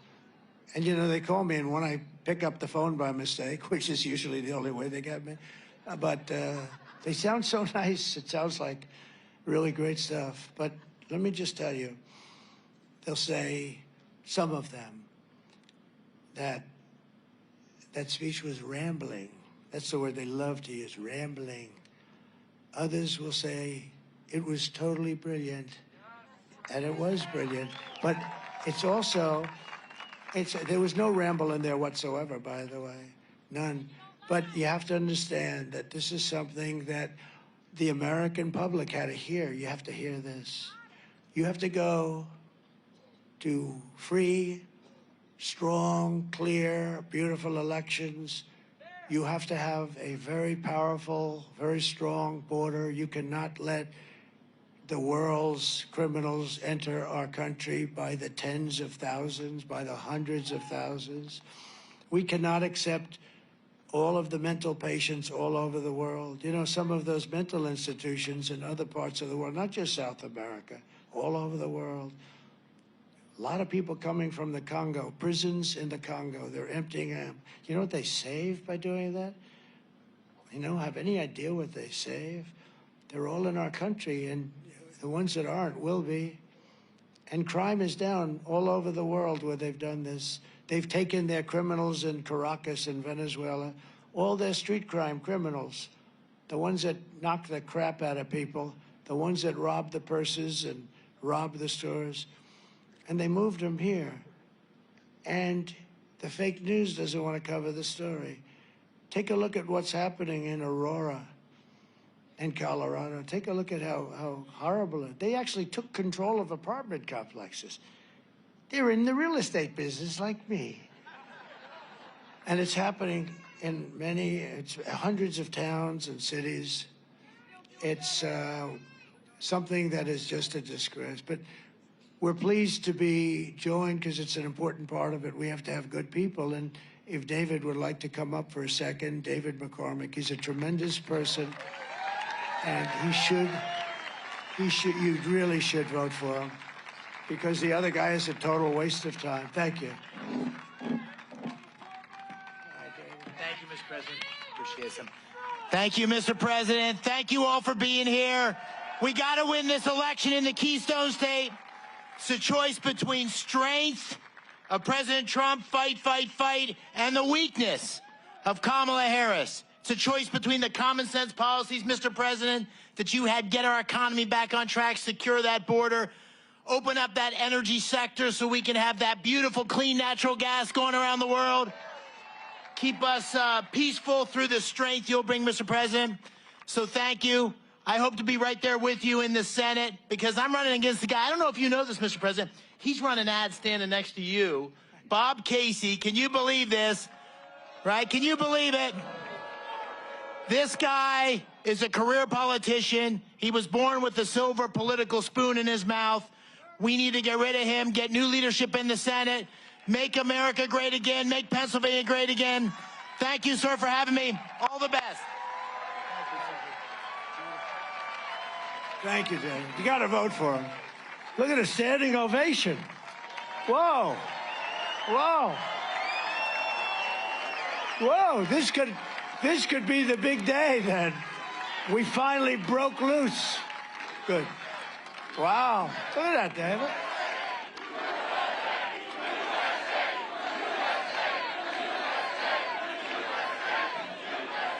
Great job. Hi, Dina.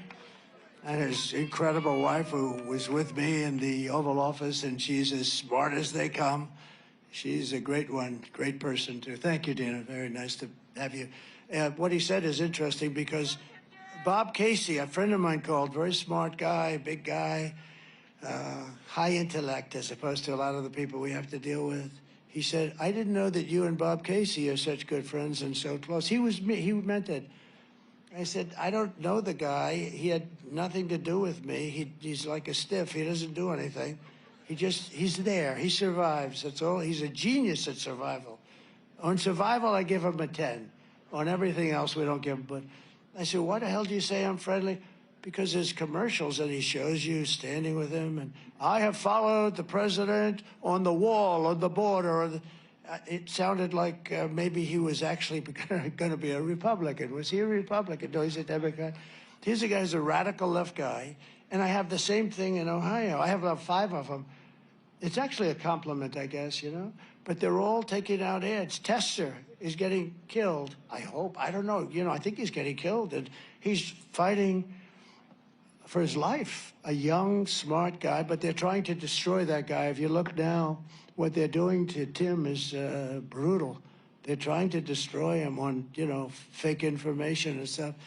But every one of these senators in Ohio, Sherrod Brown, he's running against Bernie Moreno. Moreno's really good, and he should win. And I'm winning Ohio by a lot. And some of these states I win by a lot. This state I think I should do really well. I won it the first time. The second time, I had like I think, you know, look, it's a long time, great memory. I'll give you about as close as I can get. With 73% of the vote in, I think I was up by close to 900,000 votes. In other words, it was over. And then they said, there's been a minor adjustment. And around 3:02 in the morning, they found like hundreds of thousands of ballots. So I went from 73%. I kept saying, why aren't they calling one of my favorite places, Pennsylvania? Why aren't they doing it? I'm 73%, and I'm hundreds of thousands of votes up. I think I could have lost every single vote and won. Anyway, and all of a sudden, they had to readjust. There was a readjustment. Oh, and that happened in other places, too. You know, the reason I picked Whatley from North Carolina, because I was leading there, and it went through, and they tried like hell to cheat. But other places weren't as good as him. And I said, we don't need votes. We need somebody that can watch the votes and watch the steal. And he's doing a great job. But, you know, I mean, there's so many things happening in Pennsylvania. We're in court all the time. 2,600 votes. And I don't think there should be a problem. It was done by the same guy. And that guy should go to jail for a long period of time. Now, maybe he's not guilty. But you'd have to do a lot of talking, I think. And then we have other things in other counties. I know them all well. And so we'll see how it all comes out. But, you know, they're having a lot of court cases going on, and judges aren't particularly friendly. It's amazing, actually. You know, you go in with things. How about the one in Virginia? We have a really good governor that's become friends of mine. We had a great rally yesterday. How about Virginia? How about Virginia?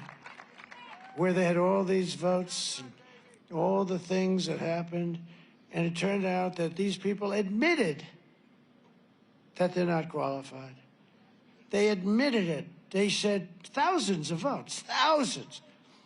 We are not qualified. We are not citizens of the country. I think they admitted it, right? And the governor, Glenn Youngkin, good guy, very good guy, smart guy, he went in, they found it, you know. They didn't find it by accident. They found all these votes, and they went to the court, and the judge ruled against us. I wonder who appointed that judge. Gee, some people don't like me saying that. I wonder who appointed the judge, but the judge found that I think they said they didn't find him in time or something, you know, some crazy thing. They didn't find him in time, so therefore he can vote, even though he has no idea what the name of our country is, right? And it went to another court, and it was a failed thing too. And then the Supreme Court ruled in favor. They said, you have to be a citizen of our country. Think of that. But we caught them. We caught them. And they did a great job in Virginia. We'll see what happens. Maybe we'll win. You know, it's not in theory a swing state, but I'll tell you, we had a crowd. You couldn't see the end of it. So I want to also introduce, if I might, a man who's really brave. He went through hell. He got shot also, by the way. He got really shot. But he's come back, and he's a friend of mine for a long time. House Majority Leader Steve Scalise. Steve, thank you very much. Thank you very much, Steve. And what a good man he is. He took some bad. I went to the hospital to see him the night he got shot. The doctor told me he had a 15% chance. He had almost no chance, and he lived. I actually think he's better looking today than he was before. It's true. I told him, I said, you know, you're a better looking guy today than you were. But he's a great guy. He took a big hit, man. The doctor said he lost more blood than anybody that I've ever operated on or tried to save. And he said, I've been doing this for 25 years. And he lived. He lived because he's a strong person. Former Democrat, presidential candidate, somebody who's very popular, Tulsi Gabbard. Tulsi? Thank you. Thank you, darling. Great. And she just turned Republican.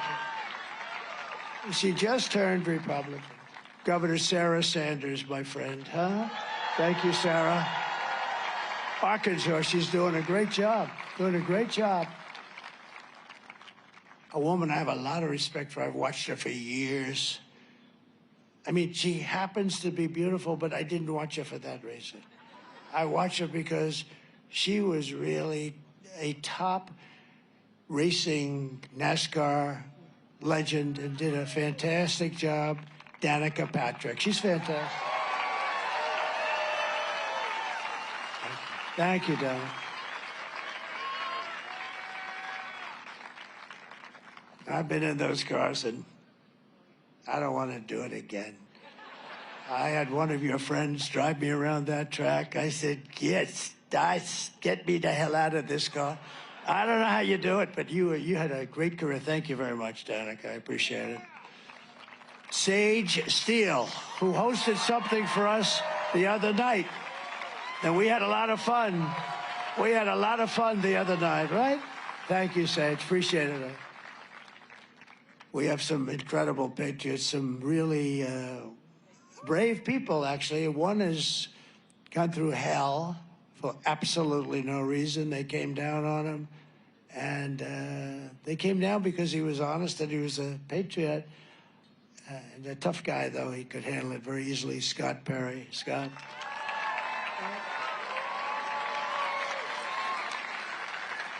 And another, these are great. You know, I go to some of the states, and I'm not even in love with some of the Congress people.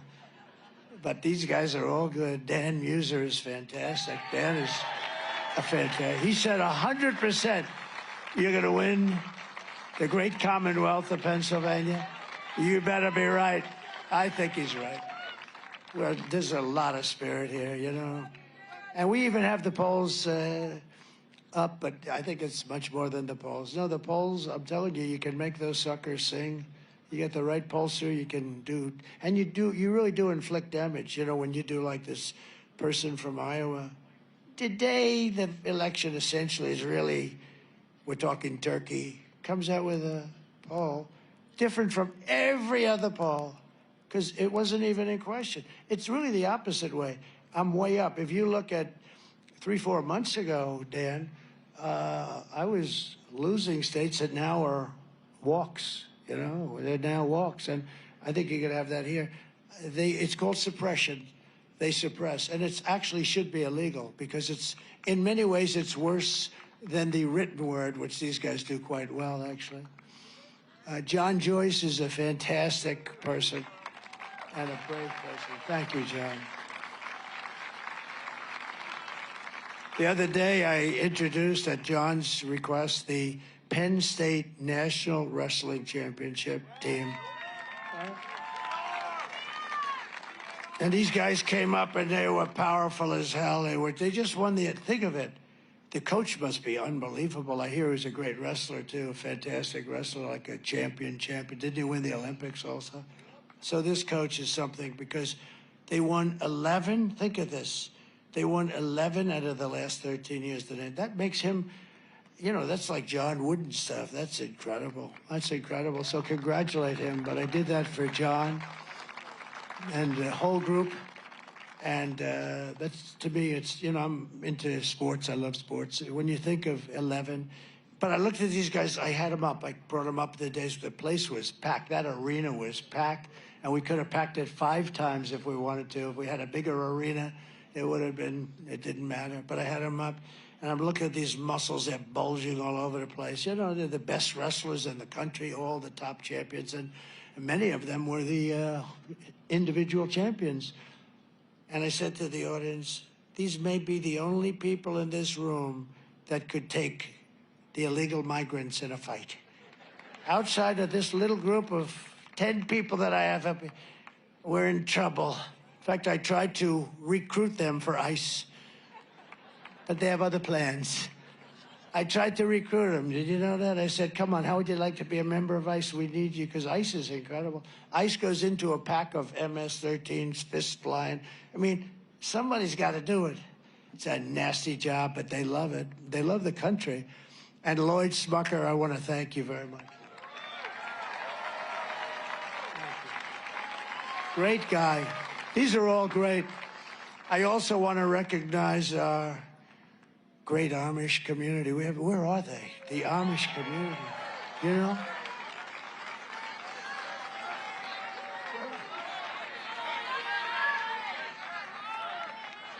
They're a church. I love them. I trust their vote. They are the most, and you know what? They say, I mean, you tell me, this is the first time they've ever been involved. They've got on their horse and buggies, right? They don't do machinery, but they made an exception that they're able to come, and they're coming to one of the rallies. And they made an exception where they can go, but they can't drive. And I'll tell you about them. I had a barn to build, and I went out to bid, and I got all these crazy bids for a lot of money. And they bid for like 1/3 the price. They built a big barn, substantial, out to the cameras and as wide, almost like to the cameras and as wide. Big barn at one of my clubs. 3 days. And they didn't use nails because they're not allowed to use metal or something. Sarah, 3 days and the barn is gorgeous. I keep saying, I want to build another barn. I'll make a good deal with these. No, they came in, they took the wood from another location and the horse and buggies. And I never saw anything like it. These are unbelievable people. 3 days. Oh, is that the head of Truth? The head of Truth Social. Hey, that's a hot stock. What's going on with that stock? What the hell? Devin Nunes. You know, he was a great congressman. Everybody respected him so much, and he was tough as hell. He said, sir, you know, there was a man, they said, and this is what we need in our country. When Shifty Schiff and Crooked Hillary and all these people, this absolute sleaze, when they came up with the Russia, Russia, Russia hoax, you know, it never existed. It was supposed to be a one-day statement. That was their reason. Why did you lose? Because I was given a 3% chance of winning. And remember, as the evening went along, was that the greatest? You know what? We can have a better evening in 2 days if you get out and vote. We can have, Danica, we can have a better evening. This is better than winning the Daytona. This is Daytona times 1,000. But no, we can have, but I heard there's a young congressman down in the basement of the White House.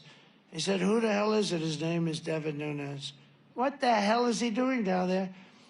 He doesn't believe the Russia story, and he's going through all of the records.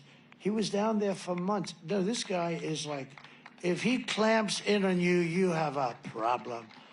And he went for months with a couple of your good friends, right? Lakesh and some of your friends, but they spent months at the bottom of the White House and the basements of other buildings. I said, what the hell are they doing here? And then one day I made a mistake. I said, I'd like to meet him. He came up, he shook my hand, and then he went off and he went, I literally we didn't even sit down, right? But because he shook my hand, they said, he's in a conspiracy with the president. No, I didn't even know him. I had no idea who the hell he was. All I know is and he figured out the Russia thing was a total hoax. And he was the expert. And it was a total hoax. It was a made-up story. And anyway, when he left Congress, I said, you know, I'm doing Truth because I had hundreds of millions of followers between Facebook, Instagram, I mean, hundreds of millions, like at the top. I had all of them, and Instagram, and all of, nobody had what I had, I think. Maybe, I don't think anybody. And I went from hundreds of millions of followers to nothing. They took it away. For no reason, they took it away. And I said, I have to figure this out. So I said, all right. I started doing press releases, Save America, and they were very successful, but it was a press release, but they were like hot. And we were developing this new thing. And they said, what are we going to name it? I said, and we ideally get 5 letters. And they had all these fancy names. Usually, a lot of them started with an X in front because it was hot. And they couldn't come up with a name. I said, what about Truth? Sir, he didn't say this, somebody. Sir, you'll never be able to get Truth. It's impossible to get Truth, sir. Why? It's very generic. It's very this. Sir, it's already taken. Why do you say? Because there's no way you could get it. It's 5 letters, right? I said, yeah, but it's 5.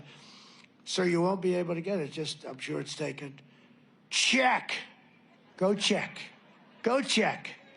Comes back 20 minutes later, sir, you just bought the name Truth for $2,000, right? Right? You just bought the name Truth. Truth Social.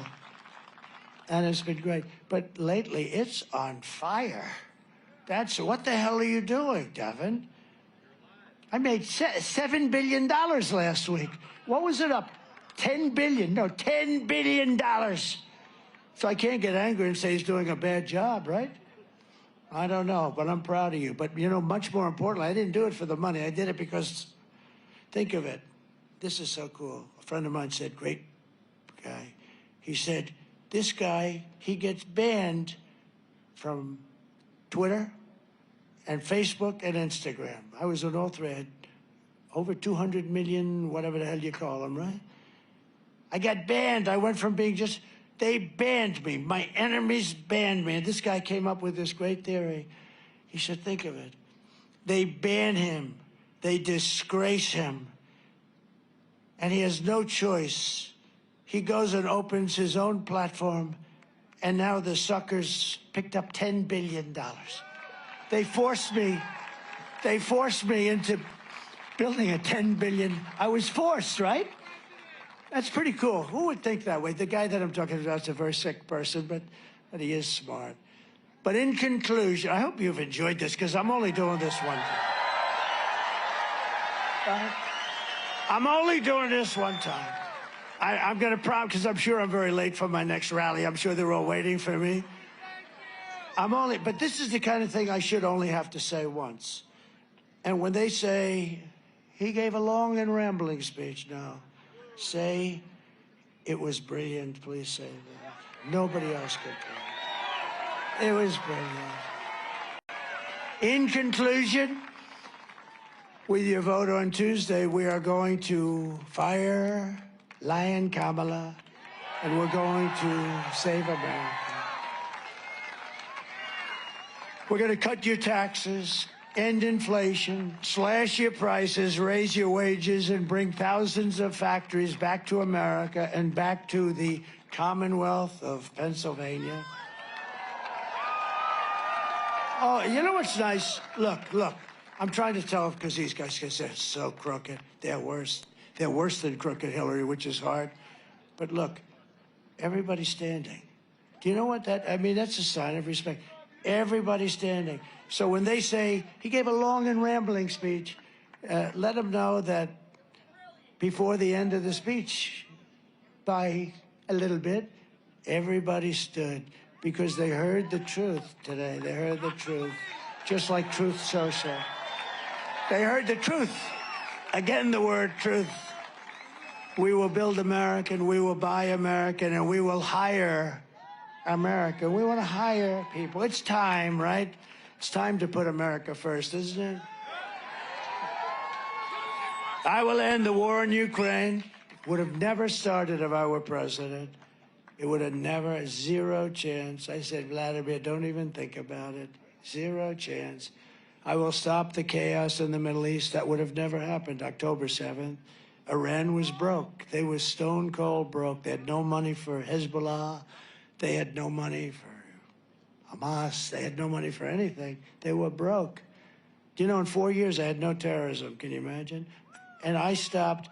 I had no wars also. I did, other than I inherited ISIS, and I knocked out in a short period of time, a few weeks, 100% of the ISIS caliphate. And these idiots like Kelly and Mattis and stupid Milley, he's so stupid. They said it was going to take 5 years, and I did it in a few weeks. That's why I went to Iraq. I said, General, and I met a real general, and our military is great. He knocked him. He said, sir, I'd attack him the following way. I'd attack him from the left and from the right. I'd attack him from underneath if we have to. Well, how long will it take? I'd say 4 weeks, sir. What I was told, 5 years in Washington by the stupid people. Anyway, but we have real, and don't worry about them being woke. You could put them in a woke cage for 2 years and they'd come out fighting. They're not going woke. The guys, those few guys on top are woke. And by the way, every one of those guys should have been fired for what happened in Afghanistan. Every one of those guys. He doesn't fire anybody. I fire Kelly. I love firing that stupid guy.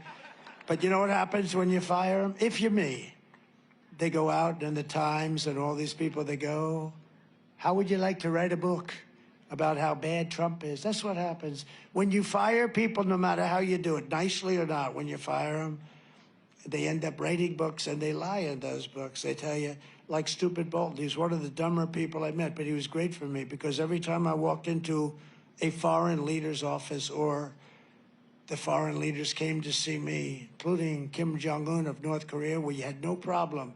That was supposed to be a war. You had no problem.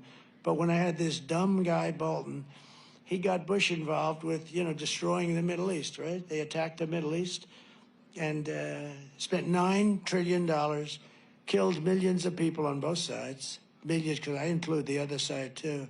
Millions and millions of people. They got nothing. They came back. And I said, don't go in, but if you're going to go in, keep the oil at least. You got to keep something. They didn't keep the oil. And Iraq now has $400 billion in oil money in our banks. Can you imagine how stupid these people are? But Bolton was great. He would never talk, but he was with that stupid face and the mustache. And he'd sit back behind me. And I'd tell guys like Putin, listen, Vladimir, we have to do this, we have to do that. And he's looking over my shoulder at that dumb son of a bitch. He's going to say, they're going to blow the crap out of us. So he was a great guy, but ultimately he self-destructed, as many of them do. But I will prevent World War III. I know them all. We're very close to a world war right now. With these people that we have, these low IQ people that we have right now, we don't even know who it is. So Putin, he's probably saying to himself, who the hell's running that place? It's like, you know, it's the United States of America. We have other countries saying, who the hell is running the United States of America? Does anybody know? Who do we speak to? I don't think he just said Obama. That's right. No, I don't give Obama that much credit, actually, because I don't think it's Obama. No, Obama likes to play golf. He plays more golf than any human being. But we'll crush violent crime and give our police the support and protection and resources and respect that they so dearly deserve. We will strengthen and modernize our military. We'll build a missile defense shield. Why shouldn't we have one? Our technology, whether you like it or not. And it's all going to be made in the USA. It's going to be made right here, too, in the great Commonwealth. We will rebuild our cities, including our capital in Washington, D.C., which is a disgusting mess with graffiti all over that beautiful marble. Those beautiful marble columns, those magnificent columns, that's when we knew how to do things. We put them up. You almost say, how did they ever get them there before tractors, before they had Caterpillar? How did they get them there? But they were brilliant. And they have graffiti on them and lots of other things. And we're going to clean up our capital, make it beautiful, make it safe, so that when you go there, you don't get shot. So badly run. We will teach our children to love our country, to honor our history, and to always respect our great American flag. We will get critical race theory and transgender insanity the hell out of our schools and fair. And we will keep men out of women's sports. I will defend religious liberty. I will restore free speech, and I will defend the right to keep and bear arms, our Second Amendment. Is that Kelly? Is that Kelly? Hi, it's Kelly. Another great person, but doesn't matter. Right in the middle of my closing, I see somebody that I felt I had to introduce. After years of building up foreign nations, defending foreign borders, and protecting foreign lands, we are finally going to build up our nation. We're going to defend our borders, and we're going to protect our citizens and our lands. We're going to protect our land. And we will stop illegal immigration and these massive numbers of killers and drug dealers that are coming into our country. We're going to stop them cold.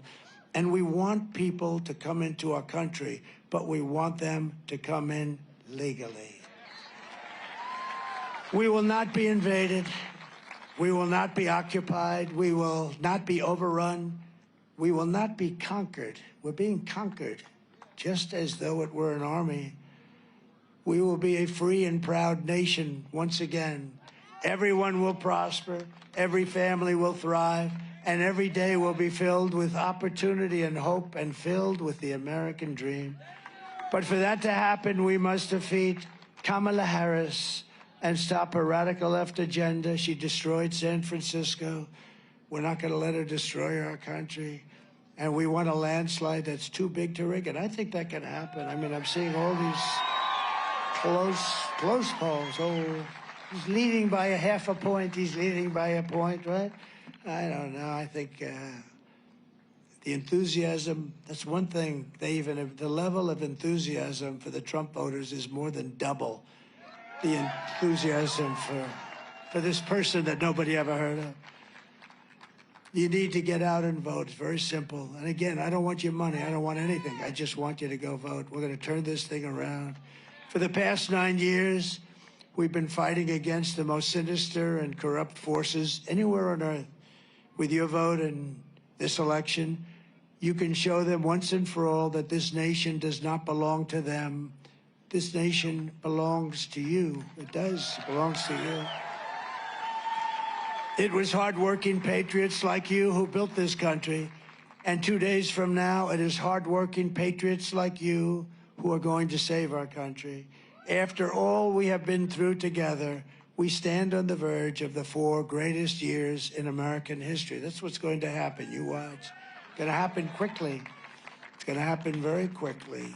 With your help from now until Election Day, we will restore America's promise and we will take back the nation that we all love. We are one people, one family, and one glorious nation under God. We will never give in, we will never give up, and we will never, ever back down. We will never surrender. Together, we will fight, fight, fight, and win, win, win. We're going to win. We're going to win. We're going to win. We're going to turn it around. We're going to turn it around, and it's going to happen fast.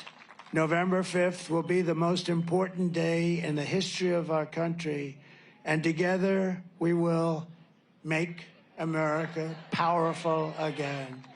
We will make America wealthy again. We will make America healthy again. We will make America strong again. We will make America proud again. We will make America safe again. And we will make America great again. Thank you very much. God bless you. Thank you, Pennsylvania. Go vote. Thank you. God bless you all. Thank you.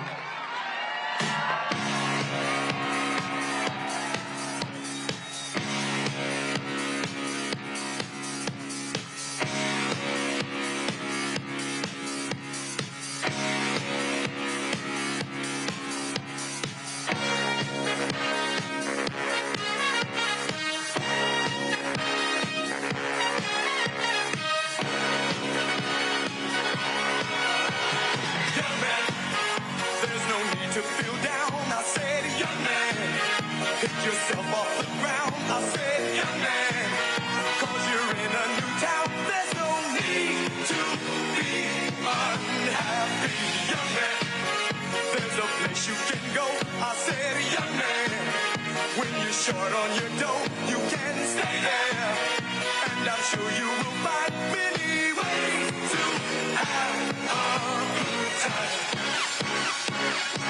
It's fun to stay at the YMCA. It's fun to stay at the YMCA. They have everything for your mental joy. You can hang out with all the boys. It's fun to stay at the YMCA. It's fun to stay at the YMCA. You can get yourself clean. You can have a good meal. You can do whatever you feel. Young man, are you listening to me? I said, young man, what do you want to be? I said, young man, you can make real your dreams, but you got to know this one thing. No man does it all by himself. I said, young man, put your pride on the shelf and just go there to the YMCA. I'm sure they can help you today. It's fun to stay at the YMCA. It's fun to stay at the YMCA. They have everything for your mental joy. You can hang out with all the boys. It's fun to stay at the YMCA. It's fun to stay at the YMCA. You can get yourself clean. You can have a good meal. You can do whatever you feel. Young man, I was once in your shoes. I said I was down and out with the blues. I felt no man cared if I were alive. I felt the whole world was so tired. That's when someone came up to me and said, young man, take a walk up the street. It's a place there called the YMCA. They can stop you on your way.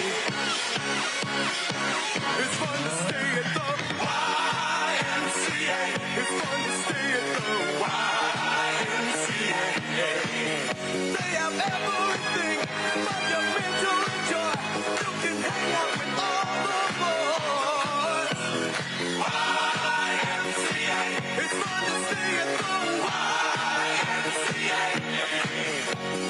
Young man, there's no need to feel down. Young man, pick yourself off the ground.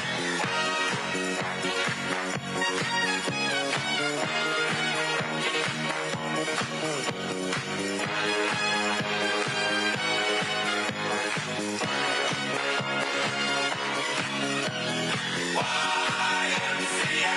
It's fun to stay at the YMCA. Young man